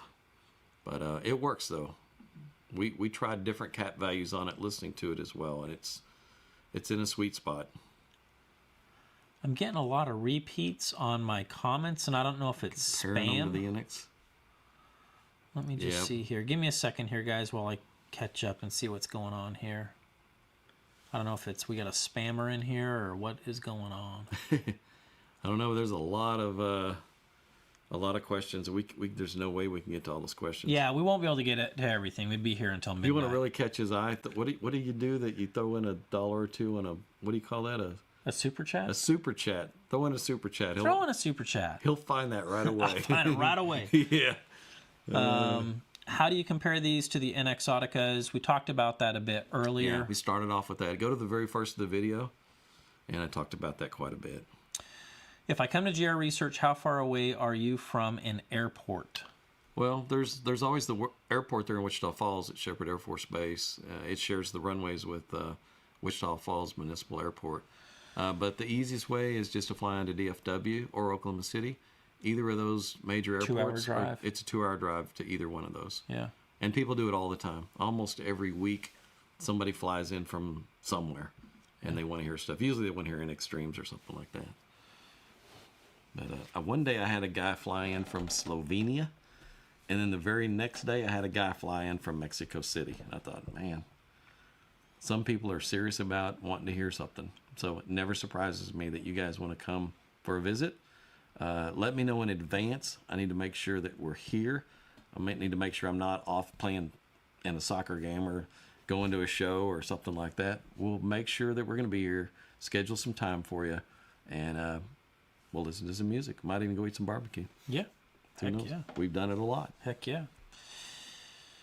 Because you cross the woofer at 250 hertz, which you use those drivers for in the NX Autica and NX Extreme, why even use the more expensive mid driver in the Aria models?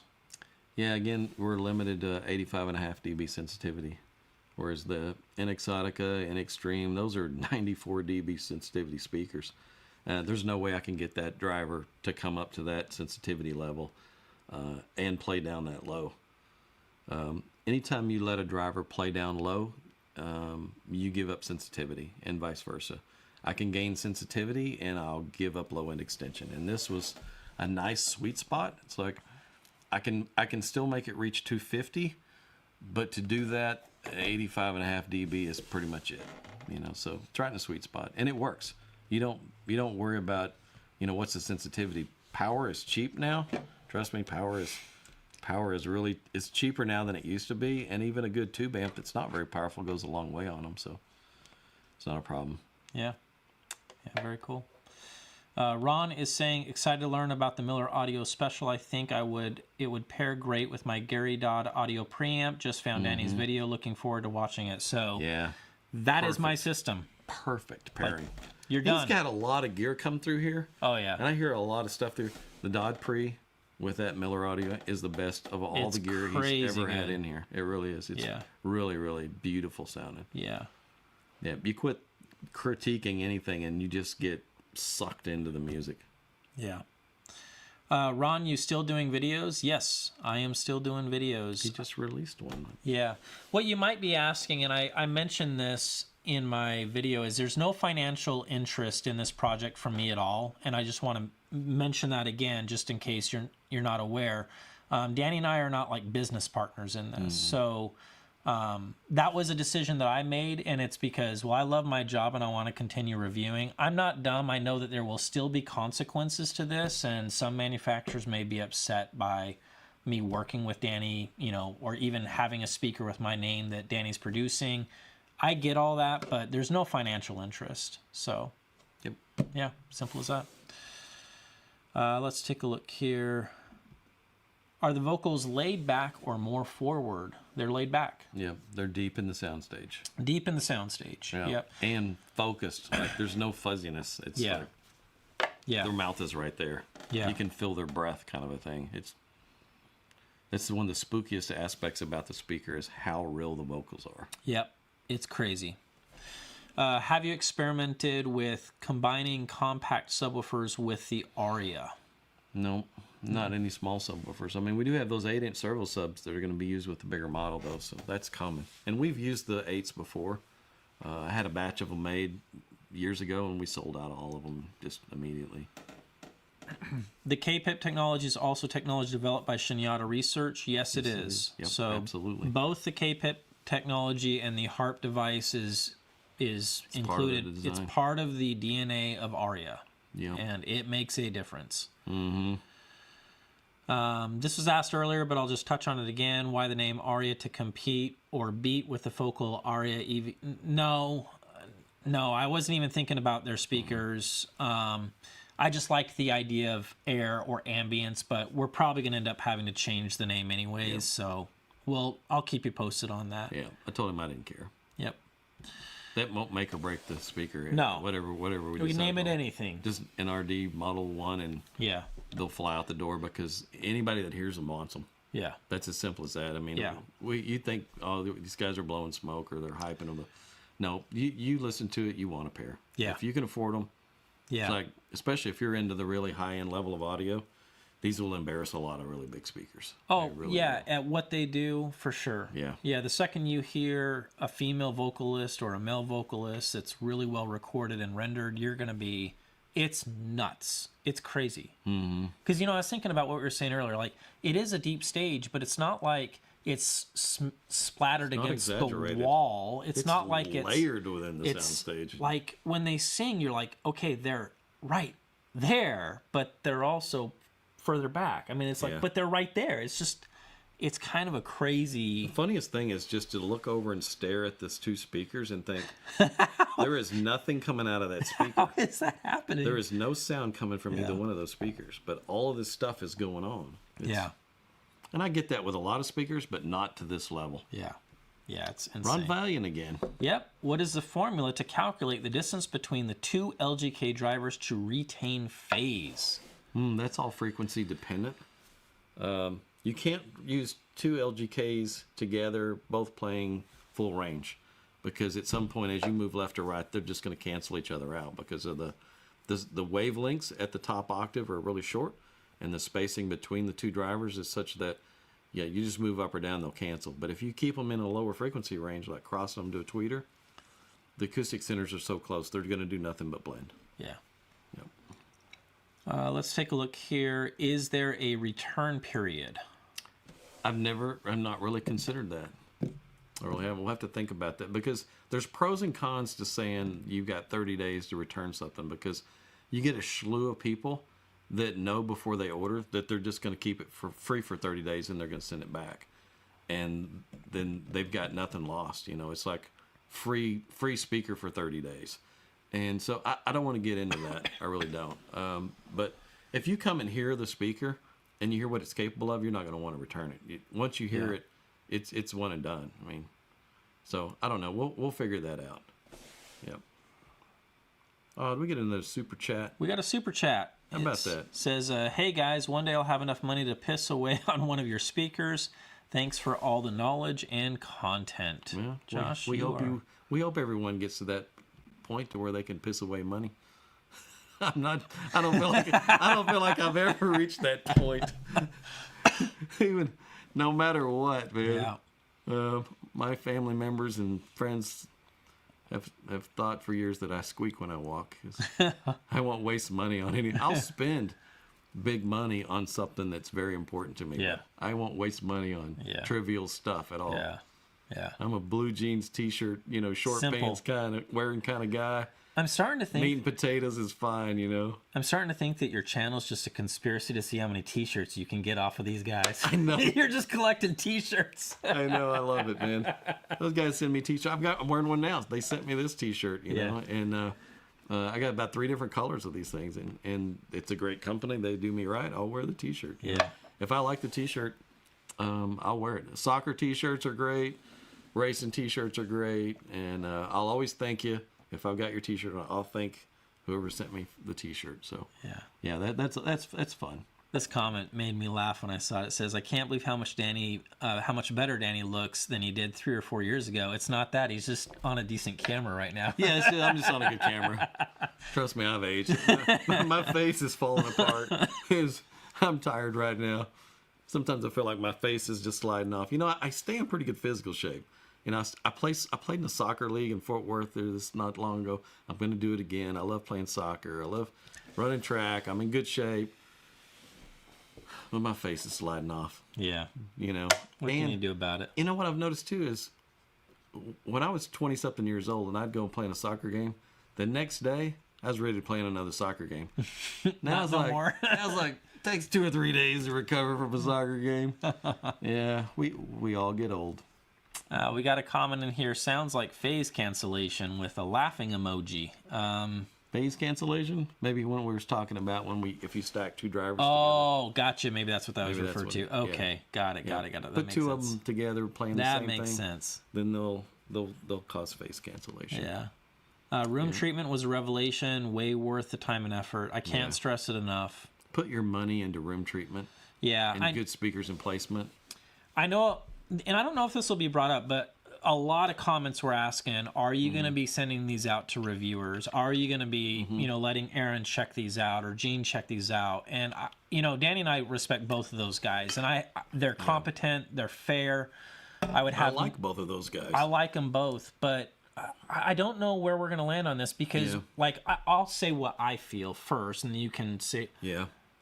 I think that there would be some validation if, let's just say, Gene or Stereophile or Aaron, anybody backed up whatever measurements that Danny produces or that I produce. Like, we're seeing the same thing. That's worth something. Yeah, there's some validation there.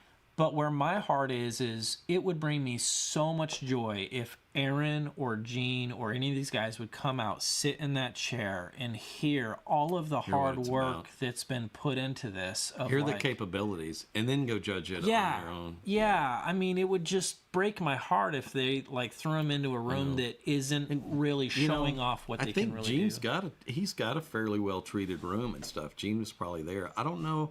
I've not really seen much of Aaron's rooms. I don't really know, but I don't think he's got a dedicated room that's loaded with treatment. Yeah. And these can't be played 2 feet off of a bare wall. It won't work. It'll destroy the response.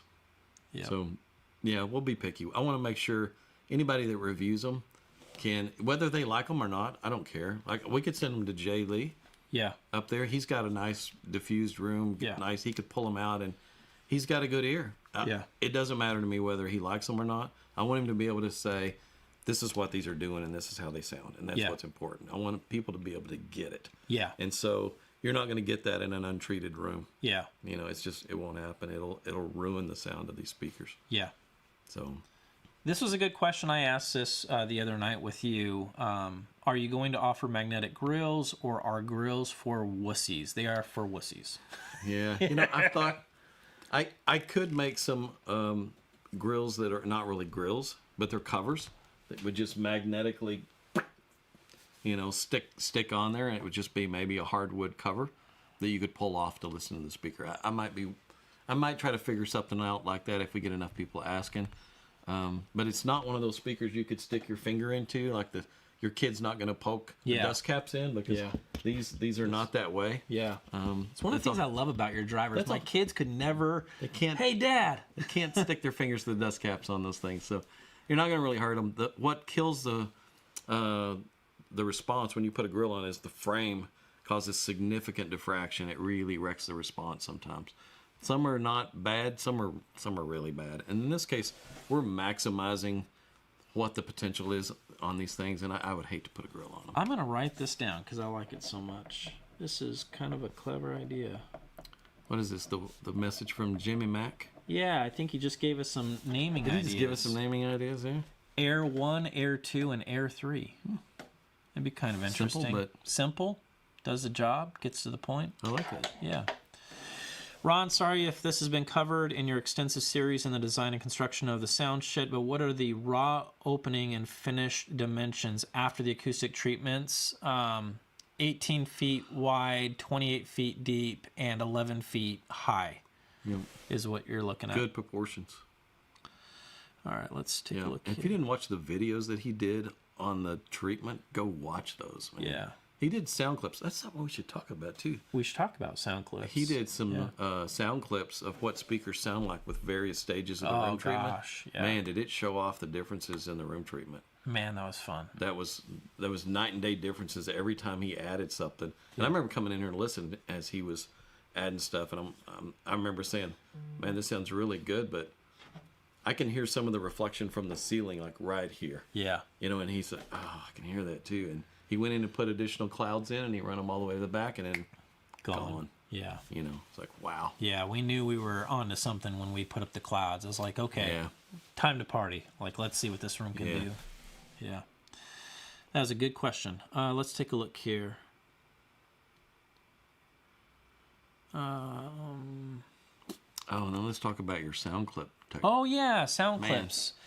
A lot of people are good at sound clips. I am good at sound. I love doing it. I love recording. That's an art. It's I think fun. I think the revelation was figuring out how close to get the microphone from the speaker. You know, we were experimenting with 24 inches to 36 inches, and if you try to measure or get a sound clip from the listening position, like he's done that with the Randy head. Yeah.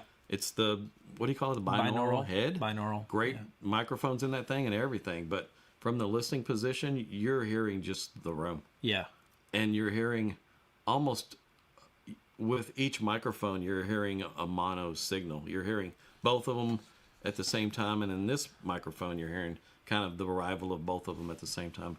You don't get at all what you hear when you're actually hearing. When he does the dual mics, you're minimizing some of the room effects, and you're hearing more of the speaker, and you're getting more left-right channel separation and stuff. And his sound clips sound way better than everybody else's sound clips. Thanks, man. I appreciate that. They do. There's no question. But we've done a lot, and then we'd listen back on headphones through really good headphones too.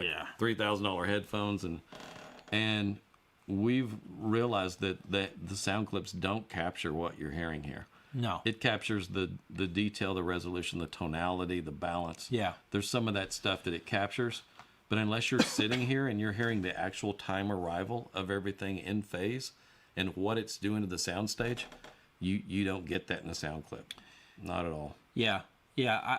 You just said it perfectly. So a lot of the hype, a lot of the stuff that I love about this speaker, I wish that I could give that back to you in a sound clip, and then you would know. I wish I could, but I won't be able to do that. What I will be able to do is give you a rough idea based on a reference clip to Aria. What is the deviation like? How far off is it from whatever that reference clip is? Yep. I can do that, but if you want them to hear the magic of Aria, you're not going to get it on sound clip. You are more than welcome to come down and visit, and you can sit in that chair and you can hear it, and you'll be like, oh, okay, all right. You know, he did sound clips of the Exotica. Yeah. Right? No, not the XLS Encore. Yeah. And the little LGK 2.4. Yeah. And in the same video. Yeah. And you can tell when you go back and forth how clean and how fast the vocal is in the LGK 2.4 over the Encore. You can hear that in the sound clip. You can hear that tonality in the vocal and that resolution in the vocal, and it's there. And those don't even have the high-end parts in there. I mean, they're just a JV polycaps. It's designed to be really an expensive kit. Yeah. But it's still, that LGK driver stands out in the vocal region. But some of that big, expansive openness that it presents, you can't hear it in a reproduction. Yeah. It's just not there. You have to hear it live to hear all the magic. Yeah. But, yeah. But his sound clips are really good, though. Thanks, man. We did some Vienna Tang there in my house. Yeah. And I think we were about 3 feet away from the speaker. We were 3 feet away. Yeah. It's a really beautiful studio recording of her and a piano. And then when we played the thing back, it sounded like the studio recording made in my room. Yeah. Is the way it sounded. It sounded like she was in my room and it was a studio recording. Yeah. It was crazy how those are out there somewhere too. Yeah. Yeah, it was that recording and then beyond that where we started, I think, really getting to the point where I was like, not only am I happy with these sound clips, but I feel like they're useful. Like in a lot of ways. They're not going to tell you everything, but they're at least useful, you know. So this is a great question. I've been thinking about this actually this week. And I'm gonna pull this desk out into the room and I'm gonna try this. Comment on using Aria in a near field configuration desktop style. Yep. I've been thinking about it. I think you could do it all day long as you follow the same guidelines and rules that we've already mentioned. If there's nothing back there, so if I pull that desk and I put it in the room, set up Aria, I have a feeling it's gonna be bananas. I think it'd be great. I blew his mind one day. He came over to the house and I said, "Close your eyes." I said, "You got to check something." And I kind of motioned him over to the seat and set him down. I said, "Close your eyes." And I had the little LGK 2.0, which is just the little full range driver with nothing else on the bottom.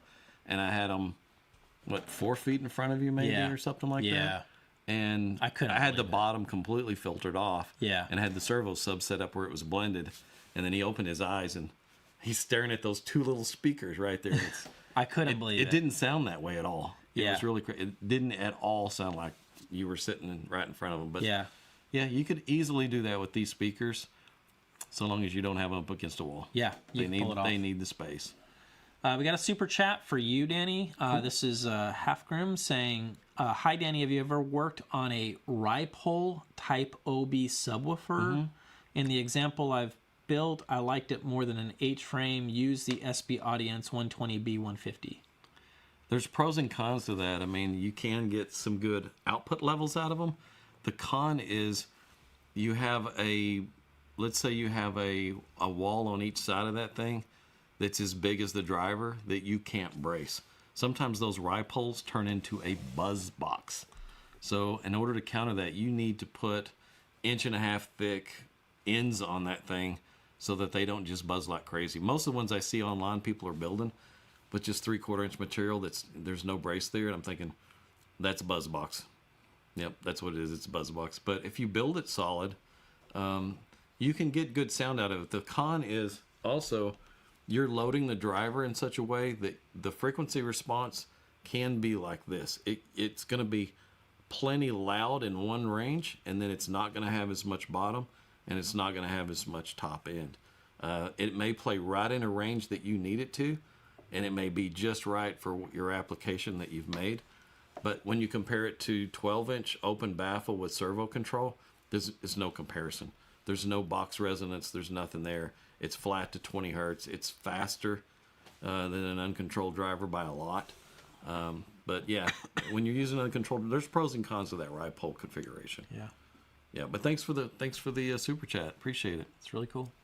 Danny, can you set up those giant high-end tube amps you have when Jay comes to your shop? Talking about the big blues. The big blues. I haven't had those set up in a while. They're still in the crates that we take them to shows in, and I need to get those out. And I've kind of been waiting to get the new room done. Yeah. And I want to set those things up, and I want to redo the input connection, and I want to put tube connectors on the back of them. And I've been holding off on doing that because I can't do it by myself. The amps are 275 pounds each, and the idea is standing them up on their ends, and then somehow I've got to get them to balance that way, and then I've got to pull the whole bottom plate off, which would make it very unbalanced. So I'm going to have to make something that'll support and hold them standing up on their sides so that I can work on them. And that's just it. I've been putting off doing anything with them because I need some help to get that done. They're big amps. But yeah. Very cool. All right, my buddy Martin is in the house tonight, and he's making a comment, and I actually want to touch on this. Built to a quality, not a price. What a concept. That's it. So, I think that a lot of the comments that we saw, and I wanted you to speak on this, is, man, those are just a bunch of cheap drivers. Oh, yeah. Those drivers are so cheap. Yeah, So people think that. yeah, cheap drivers. It's funny. The whole industry kind of has the wool pulled over its eyes in some way over the cost of drivers. I work with driver manufacturers all the time in different countries, and I know you think a lot of those drivers from Europe, from Denmark and Norway, and some of those companies, like some of the Timpani models and Seas Excel drivers and all, a lot of those, you think, those are European made, they're high quality. But most of the parts involved in those all come from China also. It's like there are companies over there in China that kind of have the market cornered on manufacturing those parts. So the frames, the cones, the voice coil formers. In fact, I was in a Timpani booth. I was like 15 years ago or more at a show, and I knew that all of Peerless and Vifa were 100% made in China. The ScanSpeak, they still assembled there at the plant. And so I asked him, do you guys still wind your own voice coils for those models? And he said, you want to buy a voice coil winding machine? In other words, no. So those drivers, though, some of them have quite a bit of markup involved in them, and they sell them in low quantities to the dealer. So let's say Solon or Matasound or Parts Express, they buy those drivers, and the more expensive they are, the fewer they buy. They may buy 20 of one, 40 of another, maybe 50 or 60 at the most of each model, and they stock all those different models for the hobbyist, and they sell some of those down, and they'll order more of them.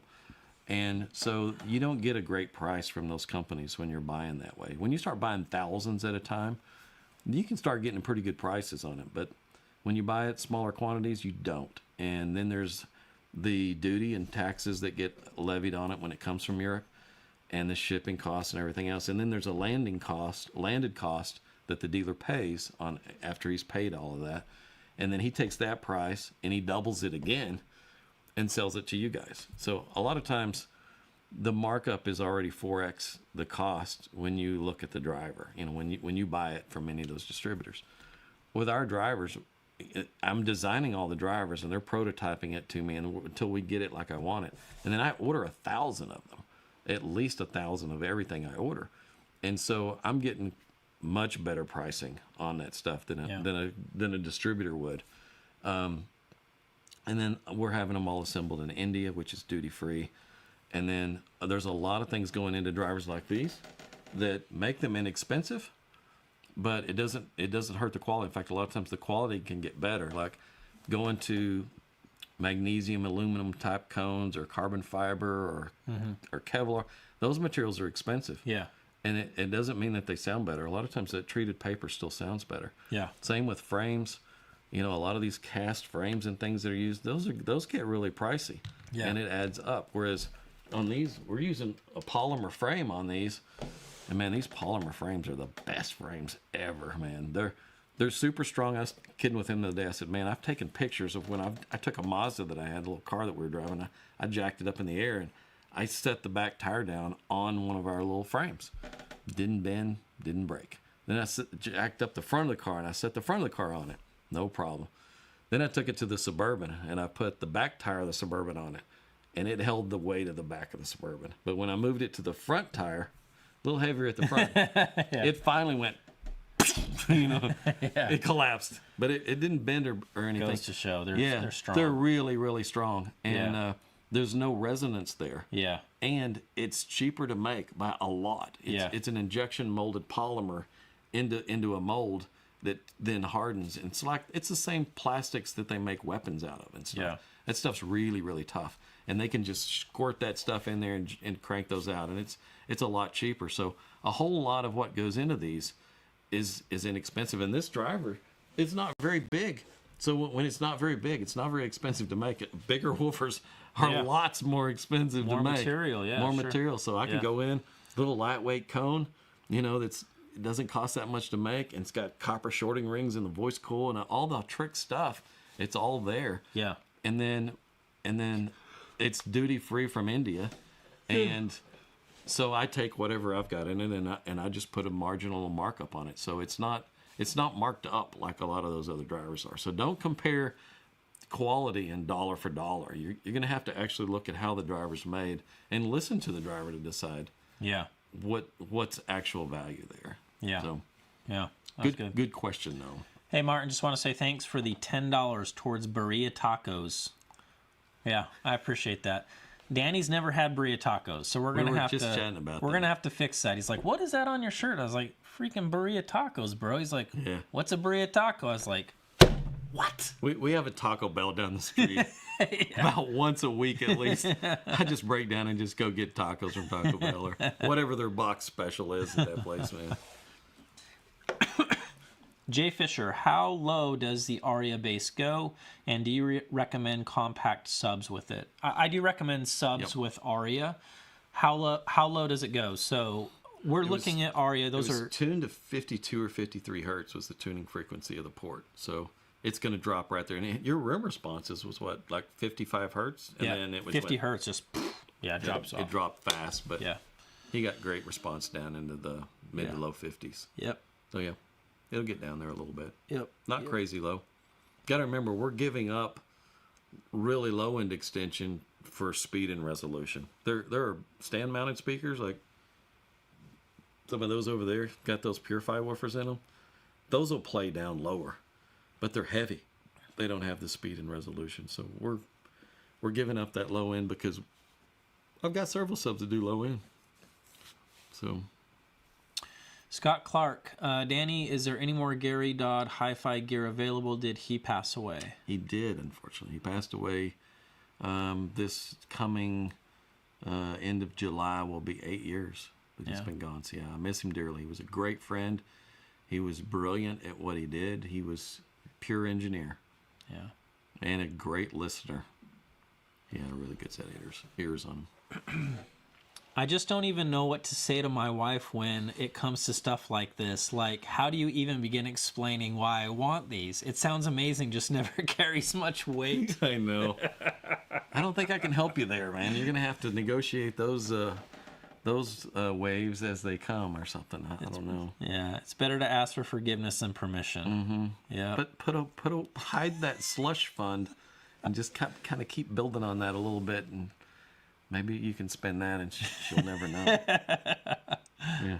Oh, that's great. Mm. We're really lucky. I know. My wife knows this is our business, so she knows if it's a business expense, it's a business expense. I know.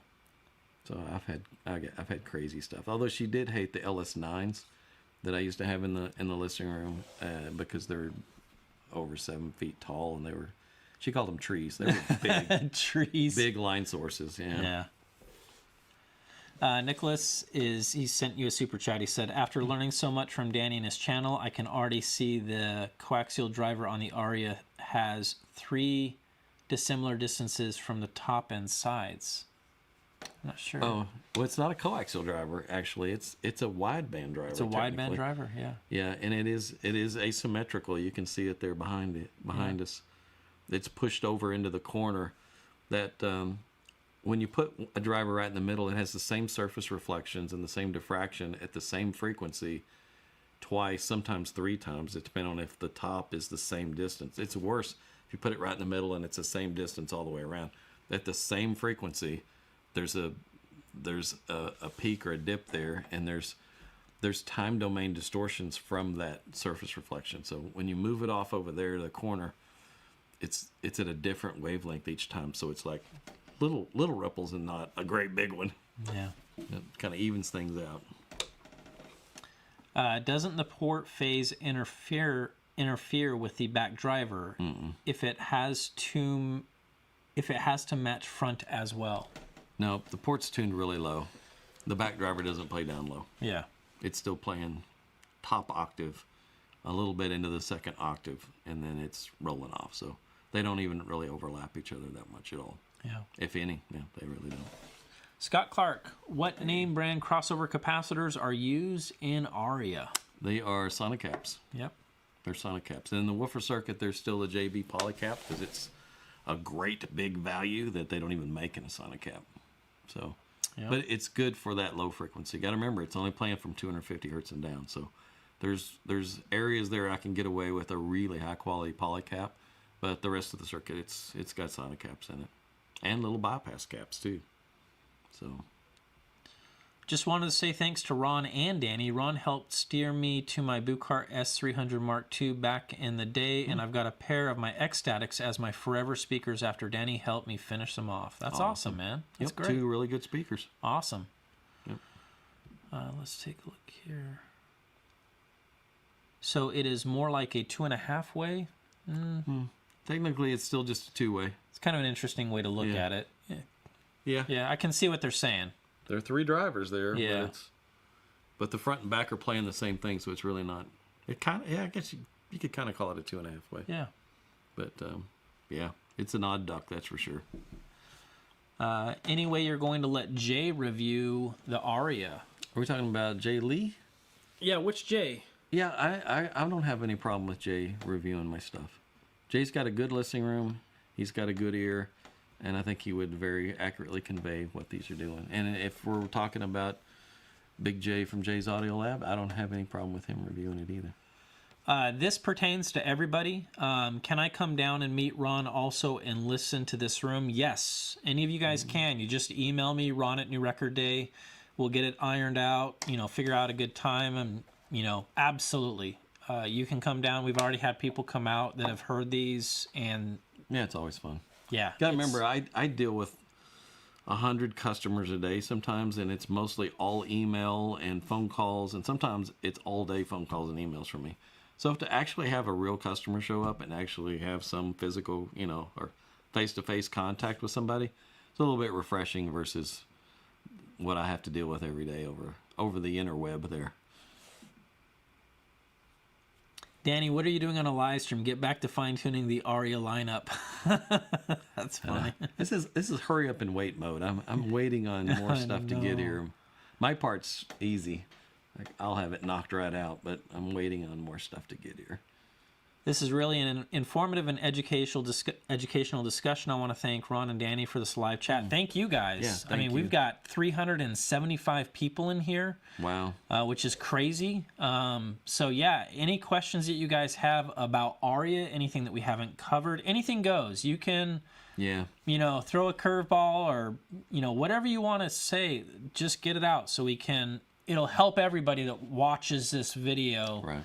Like, okay, there was my question. That's been answered, so that it would be helpful for sure. I know we covered a lot of technical stuff. I just did a 2-part video I just handed to Ron. It's about an hour and a half worth of information. It's all tech talk, covering all types of distortion. That's gonna be interesting. It's gonna be a really good. I feel like one of my best tech talk videos I've ever done. So those are coming. It just depends on how quick he can edit the stuff to get it ready to put up there. Is that another Scott Clark again? Is that my buddy Scott Clark? I think from it down is. in Tuscola, Texas? I think it is. Maybe. Danny, have you ever tried a speaker design of yours using Jensen Supreme caps? I have listened to the Jansen Supreme cap. The Jansen caps are pretty good. Yeah, they're fair. They're really good, but they're a little more of a softer sound in a way to me versus like a Sonic cap. I like the Sonic cap. It's fast without imparting a lot of coloration, but a lot of the Jansen caps are really good. Yeah. This question is, I think for me, it's able to come and listen to the Caledons and these at the Sound Shed. Absolutely. In fact, I just talked to Clayton today, and he's going to come down next weekend. Oh, awesome. And he's going to hang out. He wants to hear these, and he is going to drop off the latest iteration of Caledon. So he's made some baffle changes and even made some changes to the crossover. So it's been revised a little bit, and I'm excited to check it out. So that'll be surprise me a bit. Yeah, that'll be awesome. He got a little bit of luck. He's always thinking like, how can I tinker with this a little bit more? He puts out some really good products. When you look at price per dollar, he puts out some really good stuff. Send them to Andrew Robinson. Andrew Robinson. Do you think? I don't think he's... Do we have it in the budget to have him do I don't know if I can get it. I don't know if I can get a pair out to Andrew.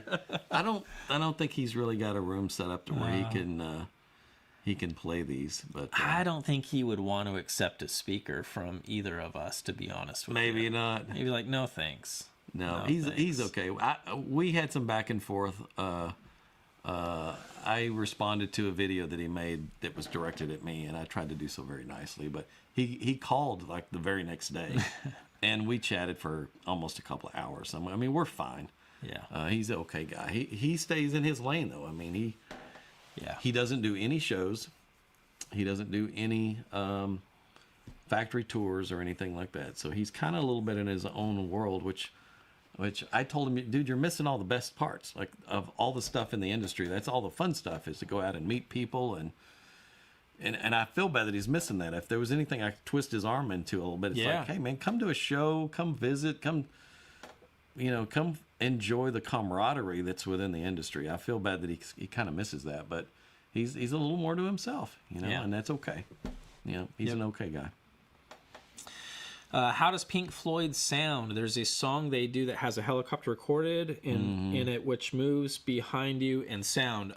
Funny you should ask. So I love Pink Floyd, one of my all-time favorites, and I've been messing around with turntables again, and I have the OG original pressing of Dark Side of the Moon, and I have the Japanese pressing, and I was playing it on Aria, and it was nuts.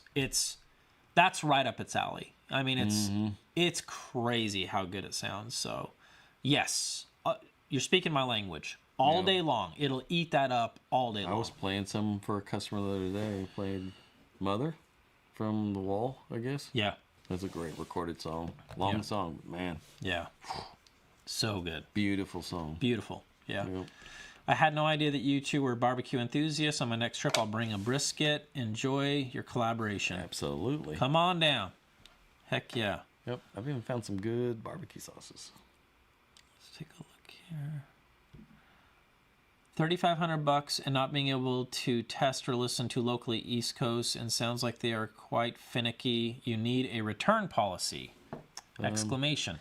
They're really not finicky. I'm going to tell everybody up front, if you don't have the right placement situation for these speakers, then they're not for you. Yeah. If you do have the right placement situation, they're not finicky at all. You're not going to want to turn them back. You're not going to listen to them back, man. They're not finicky at all. But there's just beginning guidelines that you just you're hopping into a sports car, and there's going to be rules of how to drive that sports car, and that's that.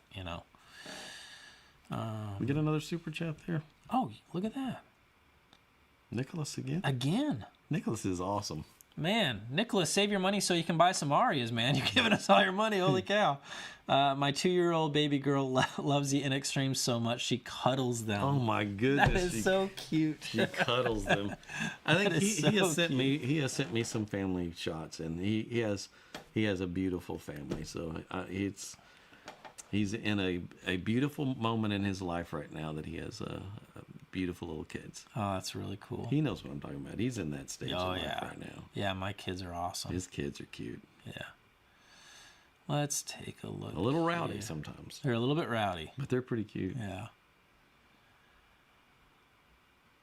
Man, so many kind comments. It's Nicholas again? They're... What did he say here? Let's see here. Says, get Jay to hold the big blues when he comes. I don't know that he could hold them. They're too awkwardly big. Yeah. When we take those to a show... Aren't those things like 300 pounds or something? Like 275 pounds each. We roll those in a show crate that are on wheels, and we set the crate right where we want the amp to be, and then we unscrew the sides, and all the sides of the crate slide out, so it's basically sitting on a platform, and then 4 of us lift it up off the platform, and somebody rolls it out from underneath it, and we set it down. And that's it, man. They're just too heavy to be picking up and moving around. They're in a lot of show coverages and magazines, a lot of magazine photos. They all took photos of those amps and stuff, and they were well photoed at the shows, quite a bit. So there's pictures out there. You could probably Google pictures of those things and find them. Yeah, that's awesome. Hey guys, just wondered about the distance between the 2 front drivers when compared to the Encores with the tweeters overlapping. Yeah, we covered that again. We covered that earlier. Got to keep in mind at let's say we're crossing at 2,000 hertz, that wavelength is like 5 inches. So any difference in the spacing of the drivers becomes a big deal, especially as you move up or down. This is crossing at 250 hertz. That wavelength is 4.5 feet long, so you can move in every direction, and you're not even creating. Even you just start going up in vertical height on these things, you're still not even 5 or 10 degree phase rotation. So they're in phase all the time. So the spacing is not an issue. And there's a 3/4 inch shelf right there in the middle of those dividing those two chambers. So, and they needed the space. Yeah. I wanted to tackle this, and I actually was talking to Clayton on the phone about this. It says, not related to the Aria. Ron, what happened to your review of the Kaladins? I'm sure a lot of people are curious about that. And here's the thing. Clayton was saying it's going to be, I think he said June or July before he is even caught up to the queue that he already has. So it's going to be a while before he's even caught up to where he can take new orders. And it's been like this and worse than that for a while. And so we had a lot of conversations about that, trying to figure out, dude, you got to get this manufacturing to where we can, you can get speakers delivered, because it doesn't do him any good at all if I post a review about Kaladin tomorrow and he's got that far of a backlog already that he's trying to fulfill. That's reason number one. Reason number two is that he notified me not too long ago, a few weeks ago, mentioning that he's made changes to it. And so everything that I said about the OG Kaladin doesn't really apply to the new Kaladin, because the crossover has changed. So I need to get reacquainted with the latest version of the Kaladin. It wouldn't make sense if I reviewed this speaker over here, because it's different now. The baffle is different. And so, I have to review it again. That's the reason. That's the truth. Is he's way backlogged. It wouldn't make any sense for me to do any other videos about that speaker. But the good news is that he's going to be here in a week, dropping off the latest version of it, and then we'll iron out the appropriate timing to tackle that review, because the guy's swamped for a long time, and he wants more than anybody to catch up. So that's probably won't see him in any shows anytime soon. Yeah, he's gonna be. When you're in that situation, you're not at the shows. Yeah, you're not trying to find new orders. Yeah, and, so I know it sucks for people who want to hear stuff like that, and I'm the same way. It's like we're so busy. Yeah, like and it isn't the fact that of the cost of going to the show so much as if we shut down for a week, we would be 200 orders in the hole, just like that. It would be difficult to dig ourselves out of a hole of being shut down for. And we would. I'd have to take Hobbs with me, to help run the exhibit and things like that. And it costs too much in time away from the shop. We got somebody asking, are we going to send a pair to OCD Mikey? OCD Mikey? No, I don't know about OCD. He's got his panties in a wad a little bit right now. So, so I'm not. Does it have anything to do with a Wilson speaker? Yeah, he doesn't like me going into commercial speakers and just correcting problems and issues, and just honestly saying this is what I found, and this is what I did to fix it. He's just freaked out by that, so he's having a little freak out spell. And I would love for him to come out and hang out with me, and he could hear him. Yeah, he could That'd come. be awesome. He could come hang out with us. Yeah, it'd be awesome. Yeah, he's and I'm not worried about it. He doesn't have that many viewers, and it's no big. I don't really care. Yeah, no big deal. But this is a really cool question, and it's important. How does Aria sound compared to open baffles, baffle speakers? And there's been even some comments that I've heard of, like, Ron, are you changing directions? Like, do you not like open baffle anymore? We're ruined by open baffles. We're ruined by open baffle, and this system still does have open baffle. It still sounds like an open baffle speaker. It really does. Yeah. So to answer the question, that's one of the things that I love about Aria, is that it actually closes that gap. You're buying a ported speaker, that sounds a lot like an open baffle speaker. Yeah. It sounds a lot like... And there's no making an open baffle stand-mounted speaker. Yeah. You put something with no baffle on a little nothing, You won't have any bottom end at all. No lower mid range. Like you're not even going to hit that. It's just going to be treble. It's like, it's. I'm still an open baffle fanatic. My in extremes have gotten the most listen of anything a speaker that I've kept in the sound room. Until that, I mean, I still just keep going back to it because I'm more engrossed in it and I just enjoy listening to it. Yeah, it's not better. If you look at it as a whole, it won't do what those big open baffle in extremes are going to do. Oh, yeah. You know, it just won't do those things. But I don't care. I'm listening to you fire music. up some Vienna Tang and game over. Yeah, you're captivated. I want to listen to her on these speakers. She sounds like she's right there in my room. And so, it's still open baffle stuff for me. Yeah. Hello, can you guys share cutoff frequencies of the driver and tweeter and why you choose these cutoff points? Many thanks. I never choose a cutoff point. I never go in thinking, I'm wanting it to cross here.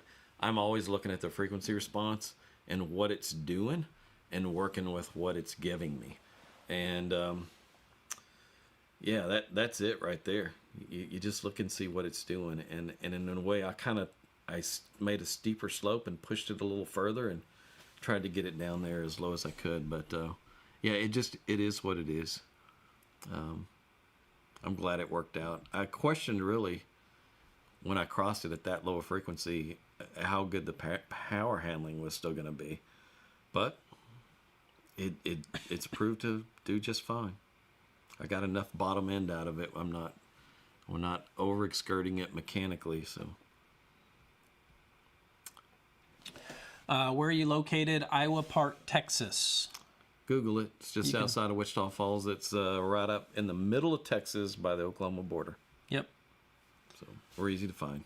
Let's see here. Terry is saying Aria's tuned towards soundstage accuracy or scale. I've heard the EPOS 14N and those force songs without soundstage to stage massively too. Accuracy or scale? I would say both. Yeah, both for sure. Yeah, both.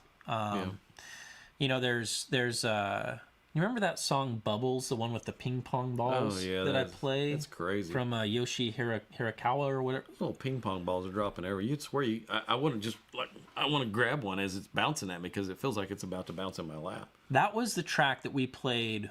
I knew that when we had Brett over, that's when he lost it. Yeah. Because I was sitting over there and he's like, I mean, this is a seasoned audiophile. The guy he knows his stuff, and he's like, dude, is this like surround sound? Like, it broke his brain to the point where I'm like, yeah, it's surround sound, Brett. We got surround. All these room treatments are all speakers. But it sounds like that though.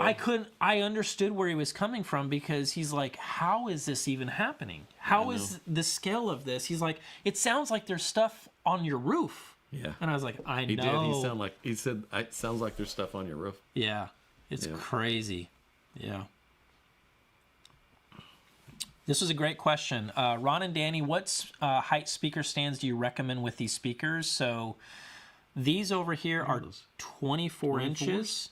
I think I'm going to buy some 18s and maybe lower them a little bit because my seat is so low. His seat is really low. Really low. You know, on this type of driver, though, it really doesn't matter. Vertical is like... Yeah, it doesn't change much. Yeah. It could be a little above your ear level, and it's just gonna elevate the whole soundstage. There's nothing gonna change in the response as you move up or down. It's gonna sound exactly the same. So, a lot of those stands out there are 26-inch stands or 28. Those will be fine too. If you're setting on more of like a couch seating and you're up a little higher, 28-inch stand will be fine. Yeah. We have somebody asking, what about the folks outside of the United States? Can you work out some form of a kit for us? I'm currently owning Danny's OB7 and looking forward to these. All the best. I would say we've got a lot of really good kits for you, and it doesn't cost much for me to ship the kits overseas, and then you guys build the cabinets over there. But because of a lot of what's gone into this and some of the technology that I only want to use in a finished product, then this is only going to be available fully assembled. It just doesn't make any sense to do it as a kit. It really doesn't. Can you please archive this live so we can refer back to all these questions answered? Thanks for taking the time to answer so many of us. Yeah, so as soon as we're done with the live stream, this will be a video that it'll be on our channel. You can just reference on both channels, and I did that intentionally to where I was like, let's fire it off to both channels so everybody can just do exactly what you just said. Come back and... Yep. Yeah, absolutely. You watch it over a couple of different days. How about that? Brent's in here. Hey, Brent. Hey, Brent. Yeah, that's really cool. He's a good customer as well. Yeah, he's awesome. He is an awesome guy. Did he have a good question for us there? He said, backlighting, get the Arias and the servo subs rather than the studios. Yeah, so he's referring to somebody asking maybe between... Oh, yeah, he was here. Between yeah, Brent. Yeah. Brent was here, yeah. So he's heard Aria. So, I mean, he can tell you what he thinks. And I agree. So I do like the studios, but I definitely like Aria more than the studios. And I agreed with what you were saying is I feel like the studios are a utility speaker. Like they're going to be... This is used for a purpose. There's something that you're... I designed them, and it's why they're called the studio mono. They were designed for studio work, really high-end studio work where you want to hear every little analytical thing in the recording. It's going to let it come through. It's very detailed, but really smooth, and it's real accurate. And they sound beautiful, but these do things that nothing else does. Yeah. That's pure and simple. Jimmy Mack, thank you so much for spending so much time with us tonight. Thanks for being so passionate about great sound. You got it, man. That's what this is all about. Thank you, Jimmy. Totally. I'm so blown away that this many people will watch us answer questions. Yeah. Yeah, it's awesome. Let's take a look here. The Aria will need a subwoofer, just go Clayton. So, there's no such thing as a perfect loudspeaker. If we're talking about deep bass extension and you want that open baffle experience... Clayton is going to smack Aria. Be like, what are you doing? So if that's something that is a priority, then yeah, I think that a Clayton would be a fantastic choice. No doubt about it. So if you're not into subs or you don't want to get subs with Aria, then that's a fair conversation, and it makes total sense. Yeah, it's all about trade-offs. Yep. You start getting above that vocal region and up, and then right back to what we were saying before. These things really stand out in that area. Do you think about rear firing drivers as a design family like the old DefTech BP2000s? Have you taken something like that in for upgrades? I have done some upgrades on some of the old definitive technologies, and excuse me, if you let the mid-bass drivers on the back play down too low, the sound will begin to wrap around and it'll come forward, and it'll come forward out of time with the ones in the front, and it really disrupts the response. It creates holes in the response. So you have to be careful with a rear-facing driver. It needs to cover the ranges that the front drivers drop off as they become directional. It has to pick that up. So it has to be well designed for it to work really well. And a lot of the old definitive technologies weren't quite as refined in that regard. They played a little too full range out both ends. This was worth highlighting, even though it's not about Aria. It says, I just received the Clayton, as Clayton calls it, the V2. Well worth the wait. The new baffles look great. Sounds fabulous. Love that soft dome tweeter. That's great to hear, man. I'm excited to check it out. Oh, here we go. Brent's commenting. He's like, yes, the ping pong balls. That was the track I knew that just... He's like, okay. It's a creepy track, man. It's creepy. Those ping pong balls are just dropping from everywhere. Yeah. I keep wanting to react to grab one because it just sounds like it's bouncing at you. Yeah. Brent is saying, William, get the Arias and the servo subs. It needs a medium to large listening room with good treatment for it to perform its best. Yeah. Yeah. Yep, for sure. Absolutely. Yeah, and his response has been the same as everybody. I've had guys that have been in the industry for a long time come over and we've worked on something for them, and then we just sit in and listen to some music, and they got a bit dumbfounded after a while. Even Brian Miller from Miller Audio came and we were listening to his amp, and he was, it's like, we never get this sound at a show. Yeah. Like, this is crazy. You know? He was saying he wants to come back out and hear him in the shed, and I was like, dude, you have to hear it in the shed. It's a different thing. Yeah. So that'd be cool. It's really cool. You're not going to believe this. We're caught up. Are we really? We are actually caught up. Wow. Yeah. We've been kind of skipping along there. I know. We passed a lot of questions. So let's see here. We've been at this. It's 9:16 right now. What time? I don't know. Does your wife know where you are? She knows where I am. Yeah, she knows where I am. And she had stuff to do tonight, so she said, that's fine. Go play with Ron. Yeah, no, that's cool. Yeah. We've been at this for 2 hours and 14 minutes. Doesn't feel like it. It doesn't feel like that. It goes by so fast. Yeah. It does, yeah. Why don't we do this? Let's finish up. Anybody have any questions about Aria? Anything that you would want to know? Yeah. Placement? What are we going to call it now? That's a good thing to throw out there. You can throw that. We need a new name because we're not going to name it Aria because we don't want to get sued. I wish I would have looked at all that before. I was like, say hello to Aria. You idiot. You idiot. Oh, my goodness. Let's take a look here. Hey, Danny and Ron, great to see you guys. Keep up the great videos. I like this speaker, but don't have the room for it or equipment to power them. Hey, that's great, man. Okay. No problem. I've got other speaker choices for you. This is a great time of day to go live. Can you guys make it the same time next time, please? Thank you. Yeah, I love doing these. These are fun. Yeah, these are fun. We might could squeeze in a once-a-week deal on this, maybe. Yeah. That's what you guys want. Call it the Majestic. That's not a bad name. It's not a bad name. It is pretty cool. Where would you cross the Aria over to the servo subs? There's no blanket answer for that. The room is going to dictate where you're crossing. So you're going to... In here, it's what, 50? 50. Yeah, about 50. Drops off like a rock. Yeah. Mm-hmm. Yeah, 50 hertz. Do you have that room response in there somewhere? Did you measure it? I do. Let me see if I can... Oh, wait a minute. Whoa! I don't want to do that. Let me see if I can figure that out. Yeah, I just threw a wrench and everything here. I know there's a way you can do that. He was talking about before we started. It's been ages since I've used this, so I might not be able to do it this time. We'll post it somewhere. Yeah, the room response it looks like a gated response, and it's like you see nothing and then 50 hertz, and then it's straight all the way across. And I have people that say, Danny, you just try to make every speaker flat. They're all going to sound the same. Nope. Nope. The frequency response is just a measure of accuracy. It doesn't tell you how a speaker's going to sound. Yeah. It can be dull and lifeless, or it can be unbelievably dynamic and still be the same flat frequency response. Yeah. Yeah.